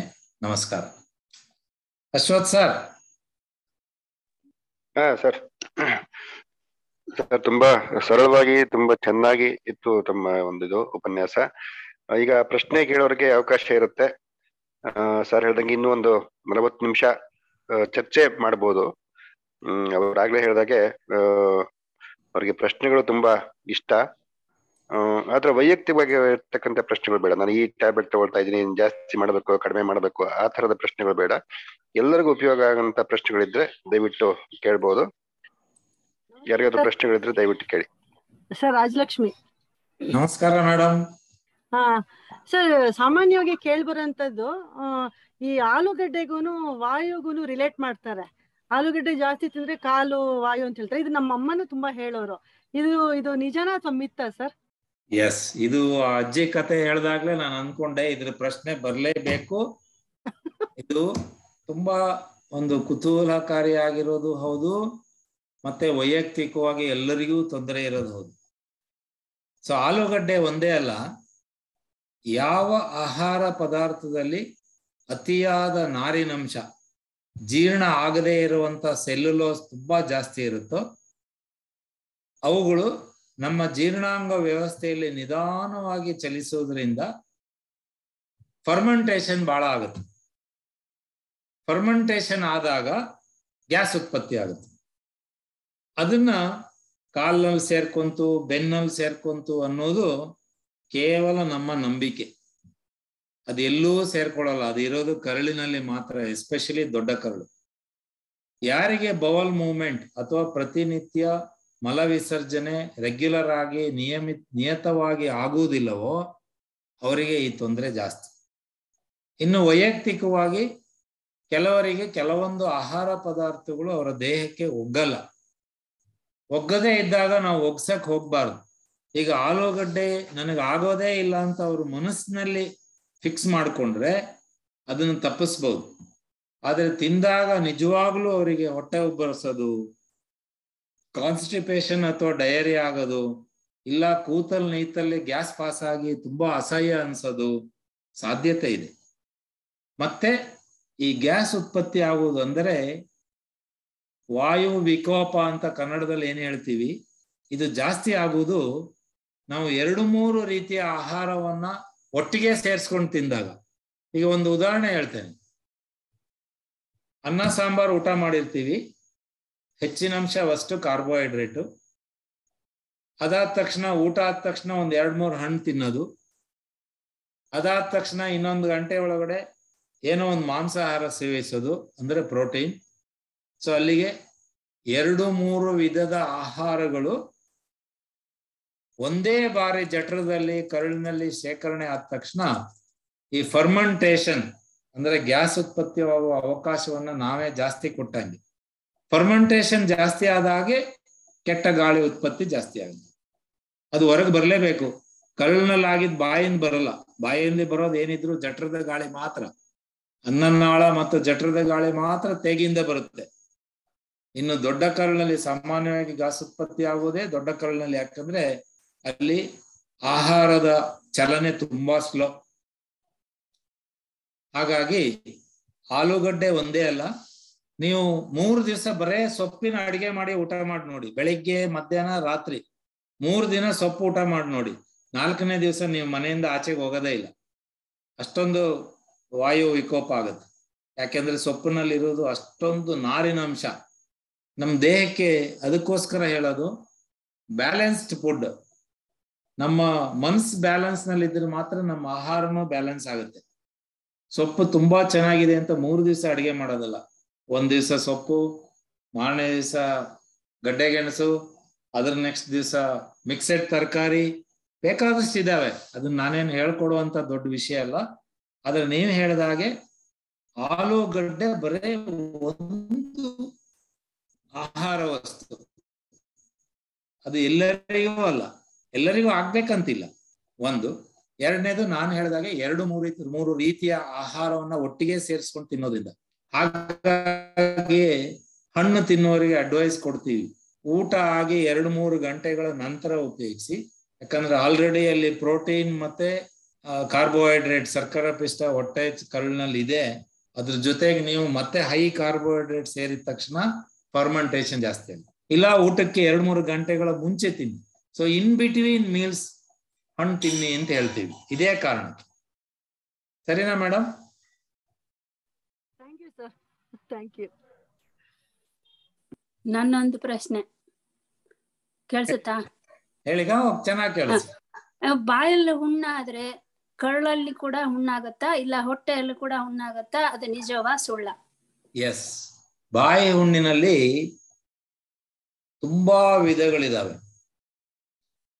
ಇಡೀ ದೇಹದಲ್ಲಿ ಏನೋ ಒಂದು ಕಾಯಿಲೆ ಇದ್ದಾಗ ಆಗುವ ಹುಣ್ಣುಗಳು ಒಂದು ರೀತಿ, ಕರುಳಿನಲ್ಲಿ ಕ್ರಾನ್ಸ್ ಡಿಸೀಸ್, ಅಲ್ಸರೇಟಿವ್ ಕೊಲೈಟಿಸ್, ಏನೇನೋ ದೊಡ್ಡ ಸೀರಿಯಸ್ ಕಾಯಿಲೆಗಳಾದಾಗ ಬರುವಂತ ಬಾಯಿ ಹುಣ್ಣು ಬೇರೆ. ಇನ್ನು ಜನಸಾಮಾನ್ಯರು ನಾನ್ ನೋಡ್ದಾಗೆ, ನನ್ನ ಅನುಭವದಲ್ಲಿ ಹೇಳೋದಿದ್ರೆ, ನನಗೆ ಸದಾ ಕಾಲ ಬಾಯಿ ಹುಣ್ಣು ಆಗ್ತಾನೆ ಇರ್ತದೆ. ನಾನು ಇವತ್ತಿನವರೆಗೆ ಅದನ್ನು ತಲೆ ಕೆಡ್ಸ್ಕೊಳಕ್ಕೆ ಹೋಗ್ಲಿಲ್ಲ. ನಮ್ಮಮ್ಮ ನಾನು SSLC ಕಾಲದಿಂದನೂ ಹೇಳೋರು, ಅದೆಲ್ಲ ಮಾಮೂಲಿ ಮಗ, ಬಾಯಿ ಹುಣ್ಣು ಅನ್ನೋದು ಮಾಮೂಲಿ ಅಂತ. ಅಷ್ಟು ಚಿಕ್ಕ ವಯಸ್ಸಿಂದನೇ ನನಗೆ ಸ್ಟಾರ್ಟ್ ಆಗಿದ್ರಿಂದ ಇವತ್ತಿನವರೆಗೂ ನಾನು ಯಾವುದೇ ರೀತಿಯ ಗಂಭೀರ ಕಾಯಿಲೆ ಅಂತ ಅದನ್ನ ಪರಿಗಣಿಸ್ಲಿಲ್ಲ. ಆದರೆ ನೀವು ಹೇಳಿದಾಗೆ ದೇಹದಲ್ಲಿ ಜೀರ್ಣಾಂಗ ವ್ಯವಸ್ಥೆಯಲ್ಲಿ ಬೇರೆ ಕಾಯಿಲೆಗಳಿದ್ದು ಬರುವಂತಹ ಬಾಯಿ ಹುಣ್ಣು ಬೇರೆ, ಜನಸಾಮಾನ್ಯರು ನಾನು ಹೇಳುವಂತ ಬಾಯಿ ಹುಣ್ಣೆ ಬೇರೆ. ಸೊ ಆ ಹುಣ್ಣುಗಳಿಗೆ ತಪಾಸಣೆ ಮಾಡಬೇಕಾಗತ್ತೆ. ಅಪ್ಪರ್ ಜೆ ಎಂಡೋಸ್ಕೋಪಿ ಅಂದ್ರೆ ನಾನು ಹೇಳಿದಾಗೆ ಬಾಯಿಯಿಂದ ಹಾಕುವಂತಹ ಉದರದರ್ಶಕ ಪರೀಕ್ಷೆ, ಇನ್ನು ಗುದದ್ವಾರದ ಮೂಲಕ ಹಾಕುವಂತಹ ಕೊಲನೋಸ್ಕೋಪಿ ಪರೀಕ್ಷೆ, ದೊಡ್ಡ ಕರಳು ಚಿಕ್ಕದ ಕರಳನ್ನ ಪರೀಕ್ಷೆ ಮಾಡುವಂತಹ ಪರೀಕ್ಷೆ, ಹಾಗೆ ನಿರ್ದಿಷ್ಟವಾದ ಯಾವುದೇ ಚಿಹ್ನೆಗಳನ್ನು ಹುಡುಕಿ ಇದು ಕರುಳಿನ ಕಾಯಿಲೆನ, ದೇಹದ ಬೇರೆ ಕಾಯಿಲೆನ, ಅದರಿಂದ ಬಂದಿರೋ ಬಾಯಿ ಹುಣ್ಣ ಅನ್ನೋದು ನೋಡ್ಬೇಕು. ಜನಸಾಮಾನ್ಯರು ಯಾವಾಗ್ಲೂ ಬಂದು ಕಂಪ್ಲೇಂಟ್ ಮಾಡುವಂತ ನಾನು ಹೇಳೋ ನನಗಾಗ್ತಾ ಇರುವಂತ ಬಾಯಿ ಹುಣ್ಣಿಗೆ ಕಾರಣ ಇಲ್ಲ. ಆದ್ರೆ ನಾನ್ ನೋಡ್ದ ಹಾಗೆ ಹೊರಗಡೆ ಊಟ ಮಾಡಿದ್ರೆ ನನಗೆ ಬರುತ್ತೆ. ತುಂಬಾ ಹಾರ್ಡ್ ಇರುವಂತ ಈ ಚಕ್ಕುಲಿ ಕೋಡಬಳೆಗಳು ಯಾವುದೋ ಕೆಟ್ಟ ಎಣ್ಣೆಯಲ್ಲಿ ಮಾಡಿದ್ದಿದ್ರೆ ಬರುತ್ತೆ. ಇನ್ನು ಕೆಲವರು ಹೇಳ್ತಾರೆ, ಸರ್ ಟೂತ್ ಪೇಸ್ಟ್ ಬದಲಾಯಿಸಿದ ತಕ್ಷಣ ನನಗೆ ಬರುತ್ತೆ, ನಿದ್ರೆ ಕೆಟ್ಟರೆ ಬರುತ್ತೆ, ಬಹಳ ಪ್ರಯಾಣ ಮಾಡಿದ್ರೆ ಬರುತ್ತೆ, ಇನ್ ತಲೆಯಲ್ಲಿ ತುಂಬಾ ಸ್ಟ್ರೆಸ್ ಇದ್ರೆ ಬರುತ್ತೆ. ಸೊ ಇವಿಷ್ಟು ಜನಸಾಮಾನ್ಯರಲ್ಲಿ ನಾನು ನೋಡಿದ ನನ್ನ ಅನುಭವಕ್ಕೆ ಬಂದಿರುವಂತ ನನಗೇ ಇರುವಂತಹ ಬಾಯಿ ಹುಣ್ಣಿನ ಕಾಯಿಲೆ. ಇದಕ್ಕೆ ಯಾವುದೇ ಚಿಕಿತ್ಸೆಯ ಖಂಡಿತವಾಗಿ ಅವಶ್ಯಕತೆ ಇಲ್ಲ. ನೀವು ಔಷಧಿ ಮಾಡಿದ್ರು 1 ವಾರ ವಾಸಿ ಆಗುತ್ತೆ, ನೆಗಡಿ ಇದ್ದಾಗ. ಔಷಧಿ ಮಾಡದೇ ಇದ್ರೂ ವಾಸಿ ಆಗುತ್ತೆ. B ಕಾಂಪ್ಲೆಕ್ಸ್ ತಿಂದ್ರು ಒಂದೇ, C ಕಾಂಪ್ಲೆಕ್ಸ್ ತಿಂದ್ರು ಒಂದೇ, ಜೀರಿಗೆ ಜಜ್ಜಿ ಇಟ್ಕೊಂಡ್ರು ಒಂದೇ, ಬಸಳೆ ಸೊಪ್ಪು ಇಟ್ಕೊಂಡ್ರು ಒಂದೇ. ಇವೆಲ್ಲ ಏನು ಅಂದ್ರೆ ತಾತ್ಕಾಲಿಕವಾದ ಮಾನಸಿಕ ನೆಮ್ಮದಿಯನ್ನು ಕೊಡ್ತವೆ. ನಮ್ಮ ಅಮ್ಮ ಹೇಳೋರು, ಜೀರಿಗೆ ಜಜ್ಜಿ ಇಟ್ಕೋ ಮಗ ಅಂತ. ಆ ಅಮ್ಮ ಮಾಡಿದ ತಕ್ಷಣ ಅದು ಕಡಿಮೆ ಆಗ್ತಿತ್ತು, ಯಾಕಂದ್ರೆ ಅಮ್ಮನೇ ಅತ್ಯಂತ ದೊಡ್ಡ ವೈದ್ಯ ಅವಾಗ. ಹೀಗೆ ಅಥವಾ ಅದರಲ್ಲಿ ನಾನು ಹೇಳಿದಾಗೆ ಆಂಟಿ ಇನ್ಫ್ಲಮೇಟರಿ ಪ್ರಾಪರ್ಟೀಸ್ ಇರ್ಬೋದು ಜೀರಿಗೆಯಲ್ಲಿ. ನಮ್ಮ ಆಯುರ್ವೇದಿಕ್ನವ್ರು ಕೇಳಿದ್ರೆ ಹೇಳ್ತಾರೆ, ಹೌದು ಅದರಲ್ಲಿ ಆಂಟಿ ಇನ್ಫ್ಲಮೇಟರಿ ಇದೆ, ಅದಕ್ಕೋಸ್ಕರ ಬೇಗ ವಾಸಿ ಆಗುತ್ತೆ. ನಾನೇನ್ ಮಾಡ್ತೀನಿ ಅಂತ ಕೇಳಿ, ನೀವು ನೆಕ್ಸ್ಟ್ ಪ್ರಶ್ನೆ ಕೇಳ್ತೀರಿ, ಸರ್ ನೀವೇನ್ ಮಾಡ್ತೀರಿ? ನಾನು ಹೇಳೇ ಬಿಡ್ತೀನಿ, ದಿನಕ್ಕೆ 3 ರಿಂದ 4 ಬಾರಿ ಬಾಯಿ ಮುಕ್ಕಳಿಸ್ತೀನಿ ಉಪ್ಪು ನೀರಲ್ಲಿ. ಅಷ್ಟು ಅದು ಹುಣ್ಣು ವಾಸಿಯಾಗುವಷ್ಟು ಸಮಯ ಅತ್ಯಂತ ಖಾರದ ಪದಾರ್ಥಗಳನ್ನು ಕಡಿಮೆ ಮಾಡ್ತೀನಿ. ಅದ್ ಬಿಟ್ರೆ ಇನ್ಯಾವ ವೈದ್ಯಕೀಯವನ್ನು ನಾನು ಮಾಡಲ್ಲ. Thank you. ವೆಲ್ಕಮ್.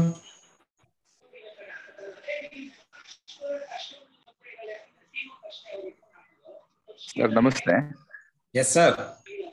ನಾನು ಮಹೇಶ್ವರಪ್ಪ ಸರ್. ನಮಸ್ಕಾರಪ್ಪ, ನಮಸ್ತೆ, ಹೇಳಿ.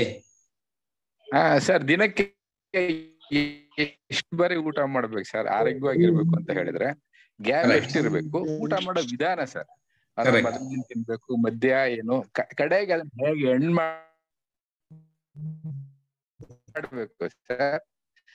ನಂತರ ವಿಚಿತ್ರ ಅಂತ ಹೇಳಿದ್ರೆ ಇಡೀ ಆಹಾರ ಇರ್ತಕ್ಕಂತ ಉತ್ಪತ್ತಿ ಆಗಲ್ಲ, ಇಡೀ ಇದನ್ನೇ ಅದು ಶಕ್ತಿ ಆಸಿಡ್ಗಿದೆ, ಅದನ್ನ ಉತ್ಪತ್ತಿ ಮಾಡೋದೇ ಹೊಟ್ಟೆ. ಹಾಗಾಗಿ ಅದ್ರದ್ದು ಹೇಗೆ ನಾವು ಕಂಟ್ರೋಲ್ ಮಾಡ್ಕೊಳ್ಬಹುದು ಅಂತ ಸರ್? ಅಂದ್ರೆ ಆಸಿಡ್ ಪ್ರೊಡಕ್ಷನ್ ಎಷ್ಟು ಗಂಟೆಗೊಮ್ಮೆ ನಾವು ಊಟ ಮಾಡಿದ್ರೆ ಅದು ಕಡಿಮೆ ಆಗತ್ತೆ ಅನ್ನೋದ್ರ ಬಗ್ಗೆ ದಯಮಾಡಿ ಹೇಳಿ. ಖಂಡಿತ ಒಳ್ಳೆ ಪ್ರಶ್ನೆ ಇದು. ಇವೆಲ್ಲ ವಿವರಗಳು ಪ್ರಶ್ನೆಲೇ ಬರ್ಲಿ ಅಂತ ನಾನು ಹೋಗ್ಲಿಲ್ಲ, ಯಾಕಂದ್ರೆ ಈ ಹೈಪರ್ ಅಸಿಡಿಟಿ, ಅಲ್ಸರ್ ಅನ್ನೋದು BP, ಸಕ್ಕರೆ ಕಾಯಿಲೆ ಅಷ್ಟೇ ತುಂಬಾ ಕೂಲಂಕುಷವಾಗಿ ನೋಡಬಹುದಾದಂತಹ ಒಂದು ವಿಷಯ. ಆದ್ದರಿಂದ ಪ್ರಶ್ನೆಗಳ ಮೂಲಕನೇ ಬರಲಿ ಅಂತ ನಾನು ಸುಮ್ಮನಿದ್ದೆ. ನೀವು ಹೇಳಿದ ಹಾಗೆ ನಮ್ಮ ಜಠರ ಅನ್ನೋದು ಆಸಿಡ್ ಉತ್ಪತ್ತಿ ಮಾಡುವಂತ ಒಂದು ಫ್ಯಾಕ್ಟ್ರಿ. ನಾವು ಮಲಗಿರ್ಲಿ, ಖಾಲಿ ಹೊಟ್ಟೆಲಿರ್ಲಿ, ತಿರ್ಗಾಡ್ತಾ ಇರ್ಲಿ, ಪ್ರಯಾಣ ಮಾಡ್ತಾ ಇರ್ಲಿ, ಅದರದ್ದು ಆಸಿಡ್ ಉತ್ಪತ್ತಿ ಆಗ್ತಾನೇ ಇರ್ತದೆ. ಆಹಾರ ತಗೊಂಡ ತಕ್ಷಣ ಅದಕ್ಕೆ ಸಿಗ್ನಲ್ ಹೋಗುತ್ತೆ, ಜಾಸ್ತಿ ಉತ್ಪತ್ತಿ ಮಾಡುತ್ತೆ. ಸೊ ನೀವು ಎಷ್ಟು ಬಾರಿ ಊಟ ಮಾಡಬೇಕು ಅನ್ನೋದು ನಾವು ಯಾವುದೇ ನಿಯಮಾವಳಿ ಮಾಡಂಗಿಲ್ಲ. ಆದರೆ ನಮ್ಮ ಸಂಸ್ಕೃತಿಯ ಪ್ರಕಾರ ಬಂದರೆ, ನಮ್ಮ ಉದ್ಯೋಗದ ಪರಿಮಿತಿಯನ್ನು ಅರ್ಥ ಮಾಡಿಕೊಂಡ್ರೆ, ಯಾವುದೇ ಉದ್ಯೋಗ ಮಾಡಲಿ 24 ಗಂಟೆನಲ್ಲಿ 3 ಮೇಜರ್ ಮೀಲ್ಸ್ ಅನ್ನೋದು ಸಾಮಾನ್ಯವಾಗಿ ಎಲ್ಲೆಡೆ ಇರುವಂತಹ, ಇಡೀ ಪ್ರಪಂಚದಲ್ಲೇ ಇರುವಂತಹ ಒಂದು ಪದ್ಧತಿ. ಅದನ್ನು ಬದಲಾಯಿಸಬಾರ್ದಾ? ಖಂಡಿತವಾಗಿ ಬದಲಾಯಿಸಬಹುದು. ಅದು ಮಾತ್ರ ಇಂಡಿವಿಜುವಲಿಸ್ಟಿಕ್. ಈಗ ನಾನು ಹೇಳಿದಾಗೆ ಒಂದು ಹೊತ್ತು ಆಹಾರನೇ ತಗೊಳ್ಳದೇನೆ ಬರೀ ನೀರು ಕುಡ್ಕೊಂಡು ಇರೋರು ಇರ್ತಾರೆ. ಸರ್, ಅವರಿಗೆ ಹೈಪರ್ ಅಸಿಡಿಟಿ ಆಗಲ್ವಾ ಅಂತ ಕೇಳ್ತಾರೆ. ಇಲ್ಲ, ಅವರಿಗೆ ಆ ಪ್ರವೃತ್ತಿ ಇಲ್ಲ ಅಂದ್ರೆ ಆಗಲ್ಲ. ಆದರೆ ಹೈಪರ್ ಅಸಿಡಿಟಿ ಕಾಯಿಲೆ, ಅಲ್ಸರ್ ಕಾಯಿಲೆ ಇರುವವರು ಆದಷ್ಟು ಜಠರವನ್ನ ದೀರ್ಘಕಾಲದವರೆಗೆ ಖಾಲಿ ಉಳಿಸಬಾರ್ದು. ಯಾಕಂದ್ರೆ ಅಲ್ಲಿ ಆಲ್ರೆಡಿ ಹುಣ್ಣು, ಹೈಪರ್ ಅಸಿಡಿಟಿ ಇದೆ. ನೀವು ಖಾಲಿ ಬಿಟ್ಟಾಗ ಇರುವ ಆಸಿಡ್ ಅಲ್ಸರ್ನ ಮತ್ತೆ ಮತ್ತೆ ಕೊರಿತದೆ. ಹಾಗಾಗಿ ಹೈಪರ್ ಅಸಿಡಿಟಿ, ಅಲ್ಸರ್ ಇರುವವರು ದಿನಕ್ಕೆ 3 ಬಾರಿ ಆದ್ರೂ ಆಹಾರ ಸೇವನೆ ಮಾಡೋದು ತುಂಬಾ ಒಳ್ಳೆಯದು. ಇನ್ನು ಟೈಮಿಂಗ್ಸ್ ನೀವು ಬೆಳಿಗ್ಗೆ ಏಳುವುದರಿಂದ ಹಿಡಿದು ರಾತ್ರಿ ಮಲಗುವುದ ತನಕ ಇರುವ ಸಮಯವನ್ನ ಡಿವೈಡ್ ಬೈ 3 ಮಾಡಿ. ನಾನು ಅವಾಗಲೇ ಹೇಳಿದಾಗೆ 6 ಗಂಟೆಗೆ ಬ್ರೇಕ್ಫಾಸ್ಟ್ ಮಾಡ್ತೀರಾ, ಮಧ್ಯಾಹ್ನ 12-1 ಗಂಟೆ ಒಳಗೆ ನಿಮ್ದು ಊಟ ಆಗ್ಬೋದು. 8 ಗಂಟೆಗೆ ಮಾಡ್ತೀರಾ ತಿಂಡಿ, 2 ಗಂಟೆ ಒಳಗಾಗ್ಬೋದು. ಪುನಃ ರಾತ್ರಿಗೆ 6ರಿಂದ 8 ಗಂಟೆಗಳ ಕಾಲ ಅವಕಾಶ ಕೊಡ್ಬೋದು. ಇದು ನಮ್ಮ ಆಹಾರ ಪದ್ಧತಿ, ನಮ್ಮ ಸಂಸ್ಕೃತಿಗೆ ಅನುಗುಣವಾಗಿ ಇರುವಂತಹದ್ದು. ಸೊ ಹಾಗಾಗಿ ಜಠರದಲ್ಲಿ ಸದಾಕಾಲ ಆಸಿಡ್ ಉತ್ಪತ್ತಿ ಆಗ್ತಾನೆ ಇರ್ತದೆ. ನಾವು ಮಲಗಿದ್ದಾಗಲೂ ಆಗ್ತದೆ. ಸಾಮಾನ್ಯವಾಗಿ ನಮ್ಮ ರಾತ್ರಿ ಕಾಲದಲ್ಲಿ ನಮ್ಮ ಆಹಾರ ತಗೊಳ್ಳದೇ ಇರುವಂತ ಗ್ಯಾಪ್ ತುಂಬಾ ದೊಡ್ಡದಿರೋದ್ರಿಂದ ಎಷ್ಟೋ ಅಲ್ಸರ್ ಕಾಯಿಲೆಯವರಿಗೆ ರಾತ್ರಿ ಇಷ್ಟೊಂದು ದೀರ್ಘಕಾಲದ ಆಹಾರ ತಗೊಳ್ಳದೇ ಇರೋದ್ರಿಂದ ಬೆಳಿಗ್ಗೆ ಏಳುವಾಗಲೇ ಸಿಂಪ್ಟಮ್ಸ್ ಇರುತ್ತೆ. ಅಂಥವರೆಲ್ಲ ಸಾಮಾನ್ಯವಾಗಿ ಎದ್ದ ತಕ್ಷಣ 1-2 ಲೋಟ ನೀರು ಕುಡಿತಾರೆ. ಏನು ಉಪಯೋಗ? ರಾತ್ರಿ ಇಡೀ ಸ್ರವಿಸಿರುವಂತಹ ಆಸಿಡ್, ಇದು ಹೈಡ್ರೋಕ್ಲೋರಿಕ್ ಆಸಿಡ್, ನೆನ್ಪಿಟ್ಕೊಳ್ಳಿ. ಇದರ pH 1.5ರಿಂದ 3.5. ಅಂದ್ರೆ ನಮ್ಮ ಕೈ ಮೇಲೆ ಹಾಕಿದ್ರೆ ಸುಟ್ಟೋಗುತ್ತೆ. ಹಾಗಾದ್ರೆ ಜಠರ ಯಾಕೆ ಸುಡೋಲ್ಲ? ಇದೇ ಇರೋದು ನಮ್ಮ ಸೃಷ್ಟಿಯ ತುಂಬಾ ನಾವು ಗೌರವ ಕೊಡಬೇಕಾದ ವಿಷಯ. ಸೊ 1.5ರಿಂದ 3.5 pH ಇರುವಂತ ಆಸಿಡ್ ಅನ್ನ ತಡ್ಕೊಳ್ಳುವಂತ ಶಕ್ತಿ ಈ ಜಠರಕ್ಕಿದೆ. ಅಂದ್ರೆ ಅದರ ಮೇಲೊಂದು ಮ್ಯೂಕಸ್ ಕೋಟಿಂಗ್ ಅನ್ನ ದೇವರು ಕೊಟ್ಟಿದ್ದಾನೆ. ಸೊ ಈ ಮ್ಯೂಕಸ್ ಕೋಟಿಂಗ್ ಡ್ಯಾಮೇಜ್ ಆದಾಗ್ಲೇ ಅಲ್ಸರ್ ಆಗೋದು.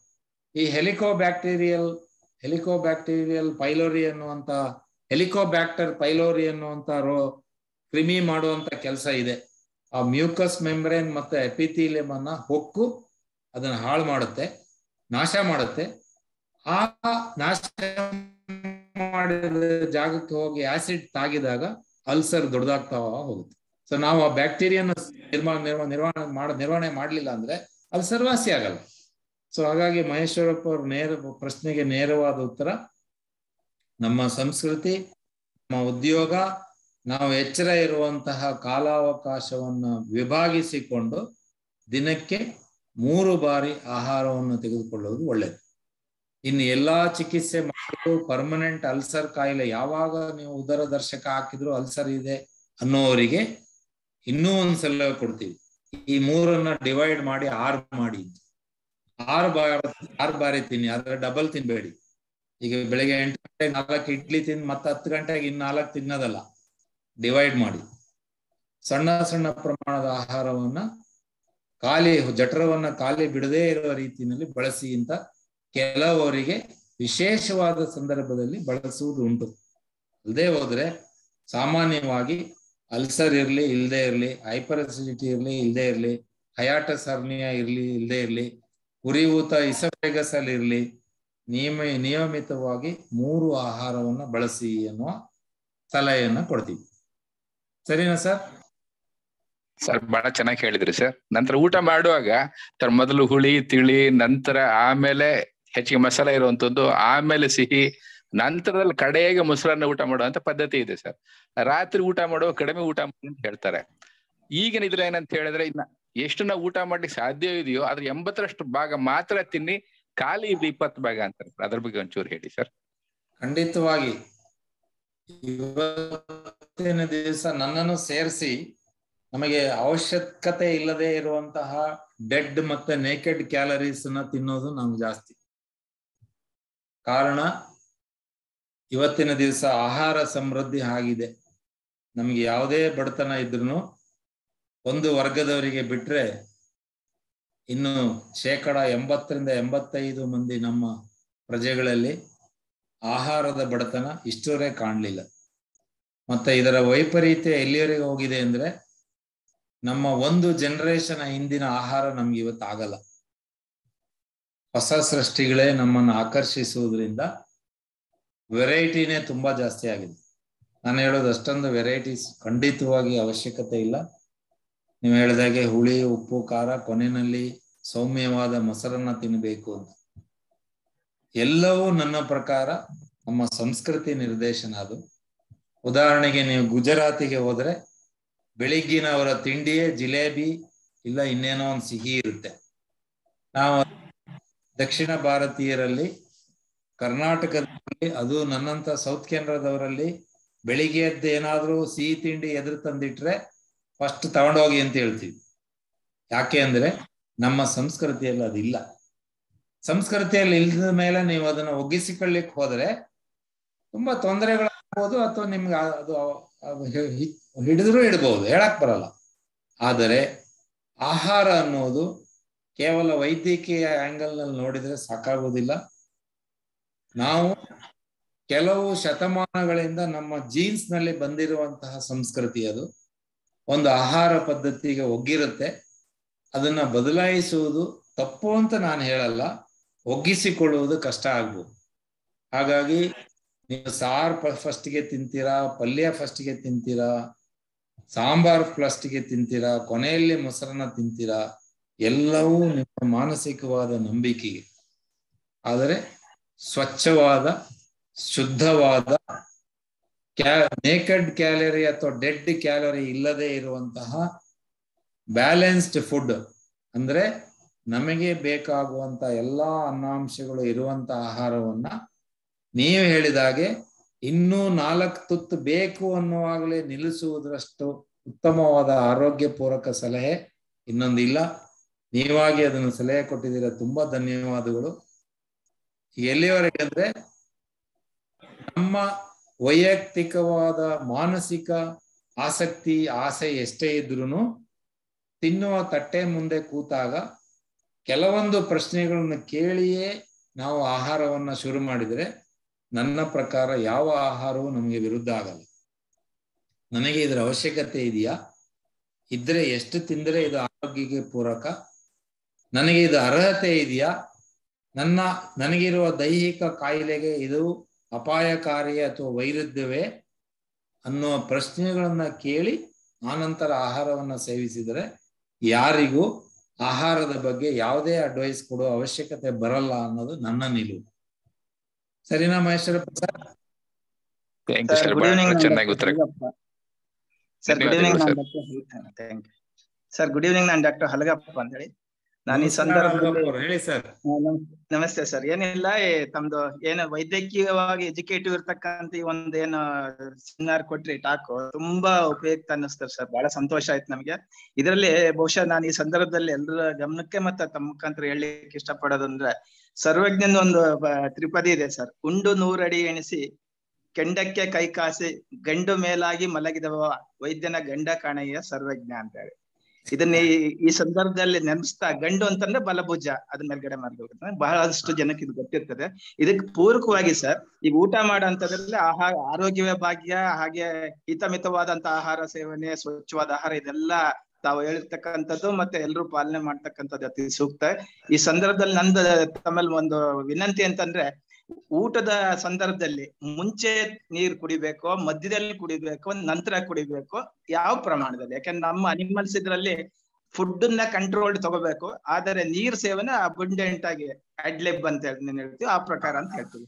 ಇದು ನಮ್ಮ ಮನುಷ್ಯರಿಗೂ ಕೂಡ ಅಪ್ಲಿಕೇಬಲ್ ಅಲ್ಲಿ ತಾವು ಸ್ವಲ್ಪ ವಿವರಣೆ ಕೊಡಿ ಅಂತ ನನ್ನ ಮನವಿ ಸರ್. ಮತ್ತೊಮ್ಮೆ ತಮಗೆ ಕೃತಜ್ಞತೆಗಳು ಸರ್. ಅದ್ಭುತವಾದ ಪ್ರಶ್ನೆ. ನೀರು ಆಹಾರ ಸೇವನೆಯ ಮುಂಚೆ ಕುಡಿಬೇಕಾ, ಜೊತೆ ಕುಡಿಬೇಕಾ, ಊಟದ ನಂತರ ಕುಡಿಬೇಕಾ? ಯಾಕಂದ್ರೆ ಇದು ಮೂರನ್ನು ನೀವು ನೋಡಿರ್ತೀರ, ನಾನು ನೋಡಿದೀನಿ. ಕೆಲವರು ಒಂದ್ ಚಮ್ ನೀರ್ ಕುಡಿದು ಆಮೇಲೆ ಊಟ ಶುರು ಮಾಡ್ತಾರೆ. ಕೆಲವರು ಚಂಬು ಪಕ್ಕದಲ್ಲಿ ಇಟ್ಕೊಂಡು ಊಟ ಆಗೋದ್ರೊಳಗಡೆನೆ ಒಂದು ಚಂಬ್ ನೀರ್ ಖಾಲಿ ಮಾಡ್ತಾರೆ. ಕೆಲವರು ಊಟ ಆದ್ಮೇಲೆ ಒಂದ್ ಚಮ್ ನೀರ್ ಎತ್ತುತ್ತಾರೆ. ಇದರ ಅವಶ್ಯಕತೆ ಇದೆಯಾ? ಉತ್ತರ ತುಂಬಾ ಸಿಂಪಲ್. ಮೊದಲನಾಗಿ ಯಾವ ಉದ್ದೇಶಕ್ಕೆ ನೀವು ಮಾಡ್ತಾ ಇದ್ದೀರಿ ಈ ಕ್ರಿಯೆಯನ್ನ ಅನ್ನೋದು ಒಂದು ಪ್ರಶ್ನೆ. ಇನ್ನು ಆಹಾರ ಸೇವನೆಯ ಮುಂಚೆ ನೀರು ಸೇವನೆ ಮಾಡೋದ್ರಿಂದ ಯಾವುದೇ ರೀತಿಯ ತೊಂದರೆನೂ ಇಲ್ಲ. ಕಾರಣ, ಆ ನೀರು ತುಂಬಾ ದ್ರವ ಪದಾರ್ಥ ಆದ್ದರಿಂದ ಜಠರದಿಂದ ಬೇಗ ಕರಳಿಗೆ ಹೋಗ್ಬಿಡ್ತದೆ, ಏನು ತೊಂದರೆ ಮಾಡಲ್ಲ.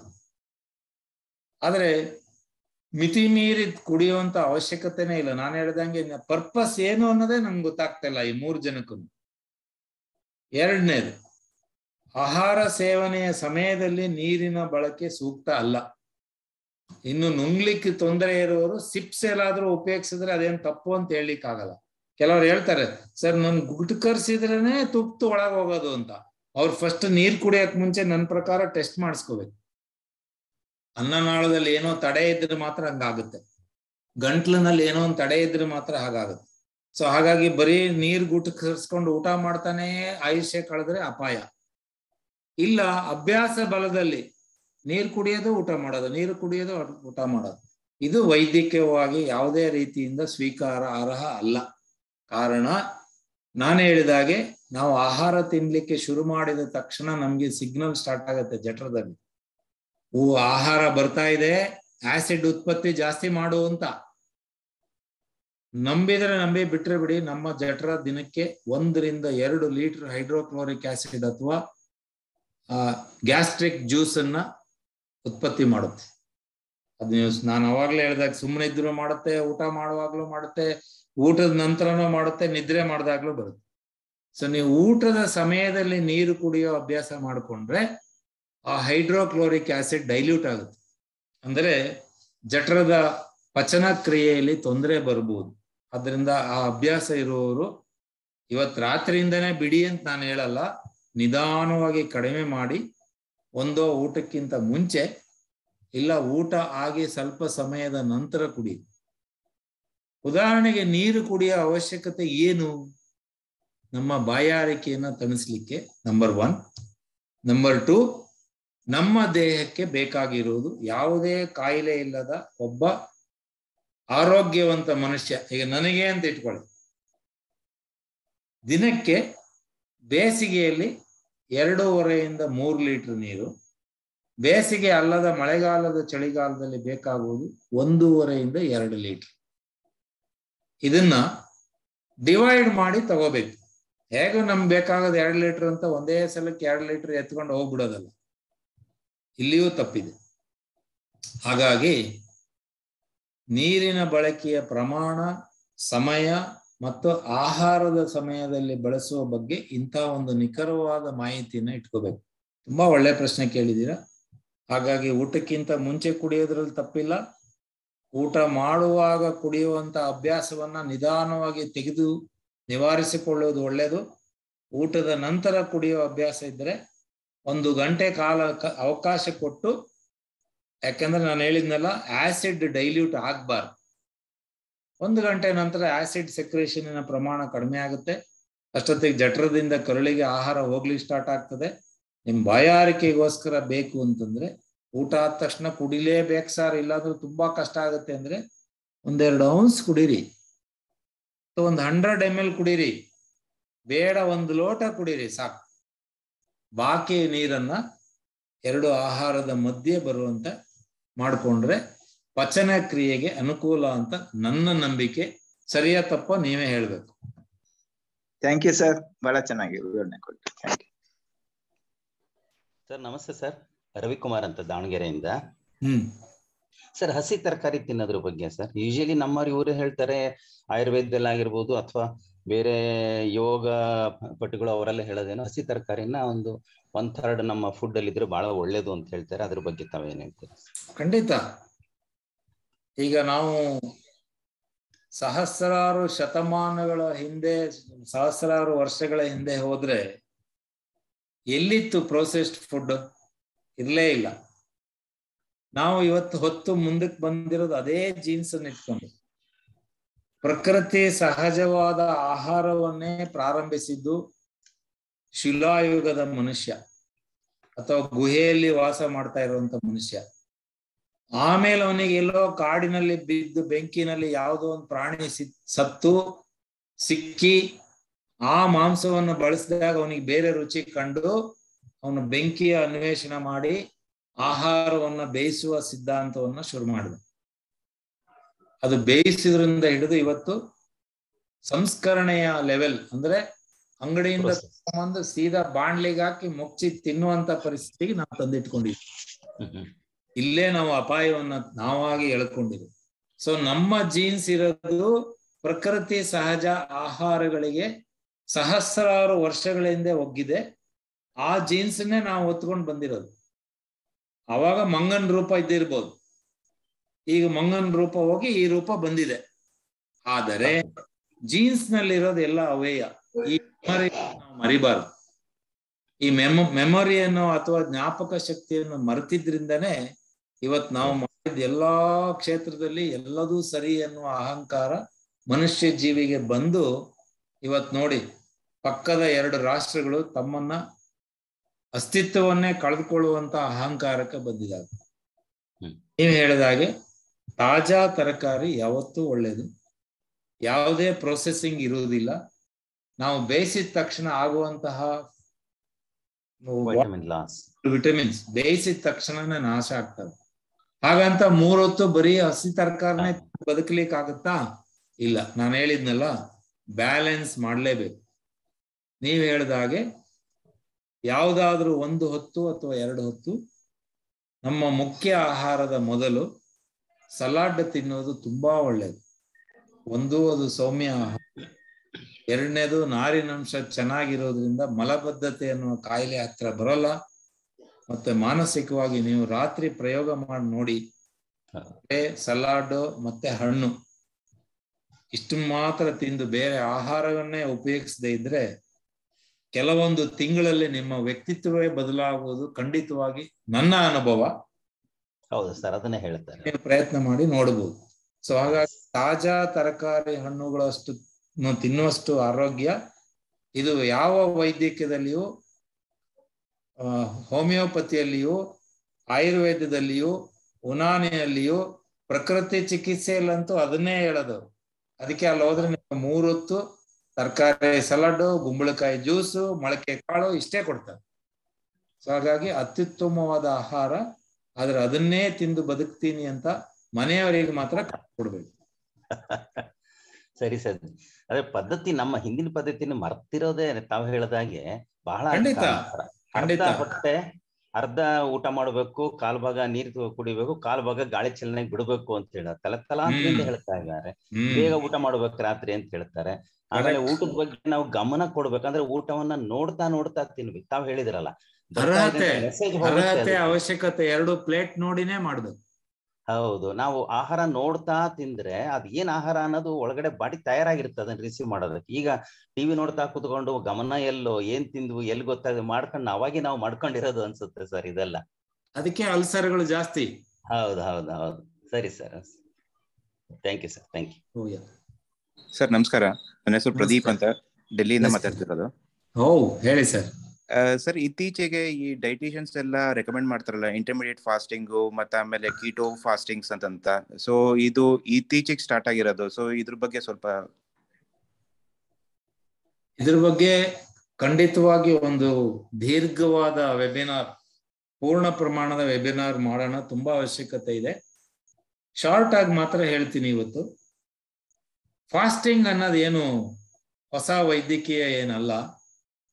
ನಮ್ದೆಲ್ಲ ಈಗ ನಮ್ ಜೋಳಿಗೆ ಖಾಲಿ ಆದಾಗ ಎಲ್ಲ ಹಳೇದಕ್ಕೆ ಹೋಗಿ ಹುಡ್ಕೊಂಡು ತಗೊಂಬಂದು ಹೊಸ ಹೆಸರು ಕೊಟ್ಟು ಮಾಡುವಂಥದ್ದು. So intermittent fasting, short fasting, water fasting, fruits fasting, weekly twice, weekly once, 1 time in a day, keto diet, ಇವೆಲ್ಲ ಬೇರೆ ಬೇರೆ ಬೇರೆ ಬೇರೆ ರೂಪಗಳನ್ನ, ಹೊಸ ರೂಪಗಳನ್ನು ತಾಳ್ತಾ ಇದೆ. ಯಾಕೆ ನಮ್ಮ ಅಜ್ಜ ಅಜ್ಜಿಯಂದಿರು ಮಾಡ್ತಿರ್ಲಿಲ್ಲ ಫಾಸ್ಟಿಂಗ್. ನಾನು ವೈದ್ಯನಾಗೋ ಹೊತ್ತಿಗೆ ನಮ್ಮಮ್ಮ ವಾರದಲ್ಲಿ 3 ದಿನ ಫಾಸ್ಟಿಂಗ್ ಮಾಡ್ತಾ ಇದ್ಲು, ನಿಟ್ಟುಪವಾಸ ಅಂತ. ಅವರಿಗೆ ತುಂಬಾ ಹೈಪರ್ ಅಸಿಡಿಟಿ ಮತ್ತು ಅಲ್ಸರ್ ಇತ್ತು, ವಾಂತಿ ಮಾಡೋರು. ಹೇಗೋ ಕಷ್ಟಪಟ್ಟು ನಾನು MD ಮುಗಿಸೋದ್ರೊಳಗಡೆ ಅವರಿಗೆ 1 ಒಪ್ಪತ್ತು ಉಪವಾಸಕ್ಕೆ ತಂದು ನಿಲ್ಸಿದೆ. ನಾನು ನನ್ನ ಅಹಂಕಾರ, ನೀವು ಉಪವಾಸ ಮಾಡಬಾರ್ದು. ಆದರೆ ಅವರಿಗೆ ಅದು ತುಂಬಾ ಮಾನಸಿಕವಾಗಿ ಹಿಂಸೆ ಆಗ್ತಾ ಇತ್ತು. ಯಾಕಂದ್ರೆ ಎಷ್ಟೋ ವರ್ಷಗಳು ಮಾಡಿಸ್ಕೊಂಡು ಬಂದವರು. ಆದ್ರೆ ಅವರ ಆರೋಗ್ಯದಲ್ಲಿ ಏರುಪೇರು ಇರೋದ್ರಿಂದ ನಾನು ಅವರಿಗೆ ಮನವರಿಕೆ ಮಾಡಿದ್ರಿಂದ ಅವ್ರು ಒಪ್ಕೊಂಡ್ರು. ನಿಟ್ಟು ಉಪವಾಸ ಬಿಟ್ಟು ವಾರದಲ್ಲಿ 1 ಒಪ್ಪತ್ತು ಉಪವಾಸಕ್ಕೆ ಬಂದ್ರು. ಅವರು ವಾಂತಿ ಎಲ್ಲ ನಿಂತೋಯ್ತು, ಮತ್ತೆ ಅಲ್ಸರ್ ಮೆಡಿಸಿನ್ ಏನ್ ಬೇಕಾಗ್ಲಿಲ್ಲ. ಸೊ ಕೀಟೋ ಡಯಟ್ ಅಂದ್ರೆ ಏನು? ಕಾರ್ಬೋಹೈಡ್ರೇಟ್ ಅನ್ನು ತೆಗೆದು ಫ್ಯಾಟ್ ತಿನ್ನೋದು. ಇದು ತುಂಬಾ ವಿಷಯ ಇರೋದ್ರಿಂದ ನಾನು ಸಂಕ್ಷಿಪ್ತವಾಗಿ ಹೇಳಿ ಮುಗಿಸ್ತೇನೆ. ಯಾಕಂದ್ರೆ ಒಂದು ವೆಬಿನಾರ್ ಮಾಡೋ ಯೋಚನೆ ಇದೆ. ಮುಂದಿನ ವೆಬಿನಾರ್ ಇದೇ ಮಾಡೋಣ, ಫ್ಯಾಷನ್ ಡಯಟ್ ಅಂತಾನೆ ಬೇಕಾದ್ರೆ ಟೈಟ್ಲ್ ಕೂಡ. ಸೊ ಮಾಡಬಾರ್ದು ಅಂತಲ್ಲ, ನಮ್ಮ ದೇಹ ಒಗ್ಬೇಕು. ನಿಮ್ಮ ವೈದ್ಯರು ಅದರ ಬಗ್ಗೆ ಅನುಮತಿ ಕೊಡಬೇಕು. ಯಾವ ರೀತಿಯ ಫಾಸ್ಟಿಂಗ್ ಮಾಡಬಹುದು ಅಂತ ಆನಂತರ ಡೈಟಿಷಿಯನ್ ಹೇಳ್ಬೋದು. ಕೀಟೋ ಡಯಟ್ ಅನ್ನೋದ್ರಲ್ಲಿ ಏನು ದೊಡ್ಡ ಭಯಂಕರವಾದ ಸೈನ್ಸ್ ಏನಿಲ್ಲ, ತುಂಬಾ ಸರಳ. ಕಾರ್ಬೋಹೈಡ್ರೇಟ್ ಅನ್ನ ಕಂಪ್ಲೀಟ್ ತ್ಯಜಿಸಿ ಅಂತ ಹೇಳ್ತಾರೆ. ನನ್ನ ಪ್ರಕಾರ ಅದೆಲ್ಲ ಆಗೋದಿಲ್ಲ. ದಕ್ಷಿಣ ಭಾರತೀಯರಿಗೆ ತುಂಬಾ ದೊಡ್ಡ ಅಪಾಯ. ಅದರಿಂದ ಮಾಡೋದಿದ್ರೆ ತುಂಬಾ ಸ್ಲೋ ಆಗಿ ಮಾಡಬೇಕು. ಕಾರ್ಬೋಹೈಡ್ರೇಟ್ ಅನ್ನೇ ನಾನು ತಿನ್ನೋದಿಲ್ಲ ಅಂತ ನಾನು ನಿರ್ಧಾರ ಮಾಡಿದ್ರೆ ಬಹುಶಃ ಪ್ರಾರಂಭಿಸಿದ್ರೆ ನನಗೆ ಇನ್ನೊಂದು ವರ್ಷ ಬೇಕಾಗ್ಬೋದು. ನಾನು ಹೇಳಿದಾಗೆ ನನ್ನ ಜೀನ್ಸ್ ಅನ್ನ ಫಸ್ಟ್ ನಾನು ಬದಲಾಯಿಸ್ಕೋಬೇಕಾಗತ್ತೆ. ನನ್ನ ಇಡೀ ದೇಹದ ಮೆಮರಿ, ಯಾಕಂದ್ರೆ ಬೆಳಿಗ್ಗೆ ಎದ್ದು ಇಡ್ಲಿ ದೋಸೆ ತಿನ್ನುವಂತಹ ನನ್ನ ದೇಹಕ್ಕೆ ನೀವು ಕಾರ್ಬೋಹೈಡ್ರೇಟ್ ಅನ್ನೇ ಕೊಡುವುದು ನಿಲ್ಸಿದ್ರೆ ಏನೇನು ಅಪಾಯ ಆಗುತ್ತೆ ಅಂತ ಸಲಹೆ ಕೊಟ್ಟ ವೈದ್ಯರಿಗೆ ಗೊತ್ತಾಗಲ್ಲ, ನನ್ನ ಅನುಭವಕ್ಕೆ ಬರಬೇಕು. ಸೊ ಹಾಗಾಗಿ ಯಾವುದೇ ರೀತಿಯ ಉಪವಾಸ ಪದ್ಧತಿ, ಹೊಸ ಡಯಟಿನ ಹಿಂಬಾಲಕರಾಗುವಂತ ಯೋಚನೆ ನಿಮ್ಗಿದ್ರೆ ವೈದ್ಯಕೀಯ ಸಲಹೆ ಅನ್ನೋದು ತುಂಬಾ ಮುಖ್ಯ ಅಂತ ಹೇಳಿ ಅದರ ಉತ್ತರವನ್ನ ನಿಲ್ಲಿಸ್ತೇನೆ ಇವತ್ತು. ಯಾಕಂದ್ರೆ ಇದ್ರ ಬಗ್ಗೆ ತುಂಬಾ ಮಾತಾಡೋದಿದೆ, ಮಾತಾಡೋಣ. ತುಂಬಾ thanks sir, thank you so much. Sir ಇನ್ನೊಂದು ಪ್ರಶ್ನೆ ಸರ್. ಸರ್ ರವಿಕುಮಾರ್ ಸರ್, ಹೇಳಿ ಸರ್. ಸರ್ ಈ ಬ್ರೆಥೇರಿಯನ್ಸ್ ಏನು ಊಟನೇ ಮಾಡೋದಿಲ್ಲಲ್ಲ, ಅವಾಗ ಅವ್ರಿಗೆ ಅಸಿಡಿಟಿ ಇದು ಏನು ಪ್ರಾಬ್ಲಮ್ ಆಗಲ್ವಾ? ಹೇಗೆ ಬಾಡಿ ಅಡ್ಜಸ್ಟ್ ಆಗುತ್ತೆ ಅಂತ ಬಹಳ ಕುತೂಹಲ ಇದೆ ಸರ್. ಯಾರವರು? ಈ ಬ್ರೆಥೇರಿಯನ್ಸ್ ಅಂತೇಳಿ ಬರೀ ಉಸಿರಾಟದಲ್ಲೇ ಜೀವನ ಮಾಡ್ತಾರಲ್ಲ ಸರ್, ಸಂಪೂರ್ಣ ಆಹಾರ ತ್ಯಜಿಸ್ತಾರೆ, 100% ಆಹಾರ ತ್ಯಜಿಸ್ತಾರೆ, ಓವರಲ್ ಆಗಿ ಏನೂ ತಗೊಳೋದೇ ಇಲ್ಲ ಅವ್ರು. ಸರ್ ಸಾಧನೆ ಅಂದ್ರೆ ಮನುಷ್ಯನ ಯೋಗ್ಯತೆಯ ಒಂದು ಅಳತೆಗೋಲು. ನಮ್ಮ ಇವತ್ತಿನ ದಿವಸದಲ್ಲಿ ಇಂತಹ ವೈಚಿತ್ರ್ಯಗಳು ಕಡಿಮೆ ಆಗ್ತಾ ಇದ್ದಾವೆ. ಆದ್ರೆ ನೀವು ಹಿಮಾಲಯಕ್ಕೆ ಹೋಗಿ ನೀವು ಹೇಳುವಂತ ಉದಾಹರಣೆ ಬೇಕಾದಷ್ಟು ಸಿಗ್ತದೆ. 6 ತಿಂಗಳು ಗುಹೆಯಿಂದ ಈಚೆಗೆ ಬರಲ್ಲ. ನೀವು ಅಲ್ಲಿ ಗುಹೆ ಹುಡುಕಿದ್ರೆ ಅಲ್ಲಿ ಏನೂ ಇರಲ್ಲ. ಬದುಕಿಲ್ವಾ? ಬದುಕಿದ್ದಾರೆ. ಆದ್ರೆ ಅಂತಹ ಅಸಾಮಾನ್ಯ ಶಕ್ತಿಯನ್ನ ಪಡಿಬೇಕಾದ್ರೆ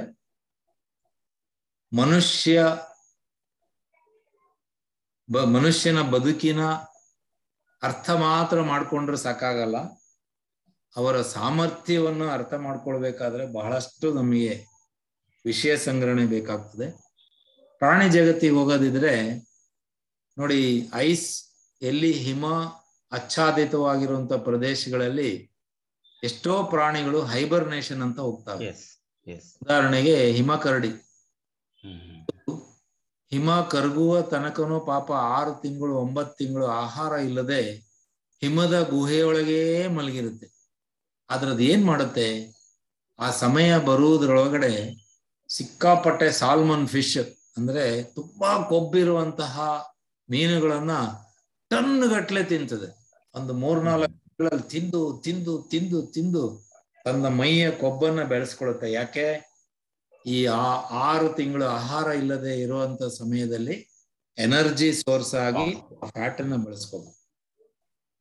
ಈ ರೀತಿಯ ಉದಾಹರಣೆಗಳೇ ನಮ್ಮ ಕಣ್ಣೆದುರಲ್ಲಿ ಇರುವುದರಿಂದ ಅದಕ್ಕಿಂತ ಪ್ರೋಗ್ರೆಸ್ ಆಗಿರುವಂತಹ ಮನುಷ್ಯ ಜೀವಿಯು ಏನೂ ಮಾಡಬಲ್ಲ.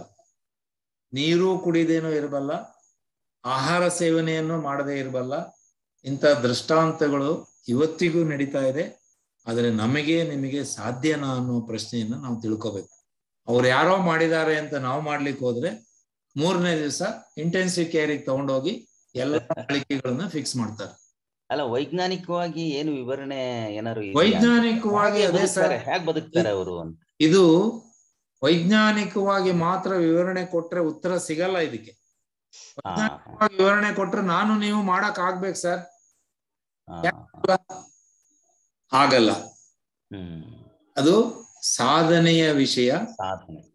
ಸಾಧನೆಯ ವಿಷಯದಲ್ಲಿ ಓವರ್ ನೈಟ್ ಆಗಲ್ಲ. ಅದು ಅವರ ದೈಹಿಕ ಒಳಗಿನ ಅಂದ್ರೆ ದೇಹದ ಒಳಗಿನ ಇನ್ನರ್ ಎನ್ವಿರಾನ್ಮೆಂಟ್ ಅಂತೀವಿ.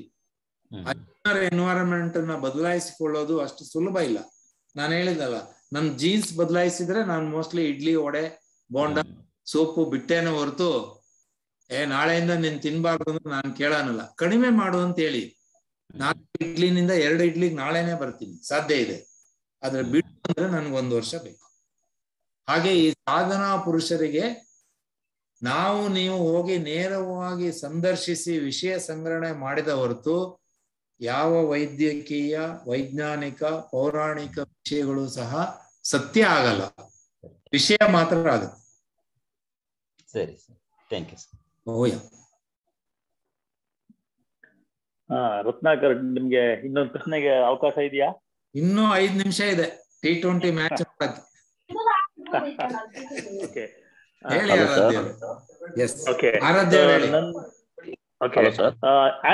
ಆಸಿಡ್ ರಿಫ್ಲೆಕ್ಸ್ ಬಗ್ಗೆ.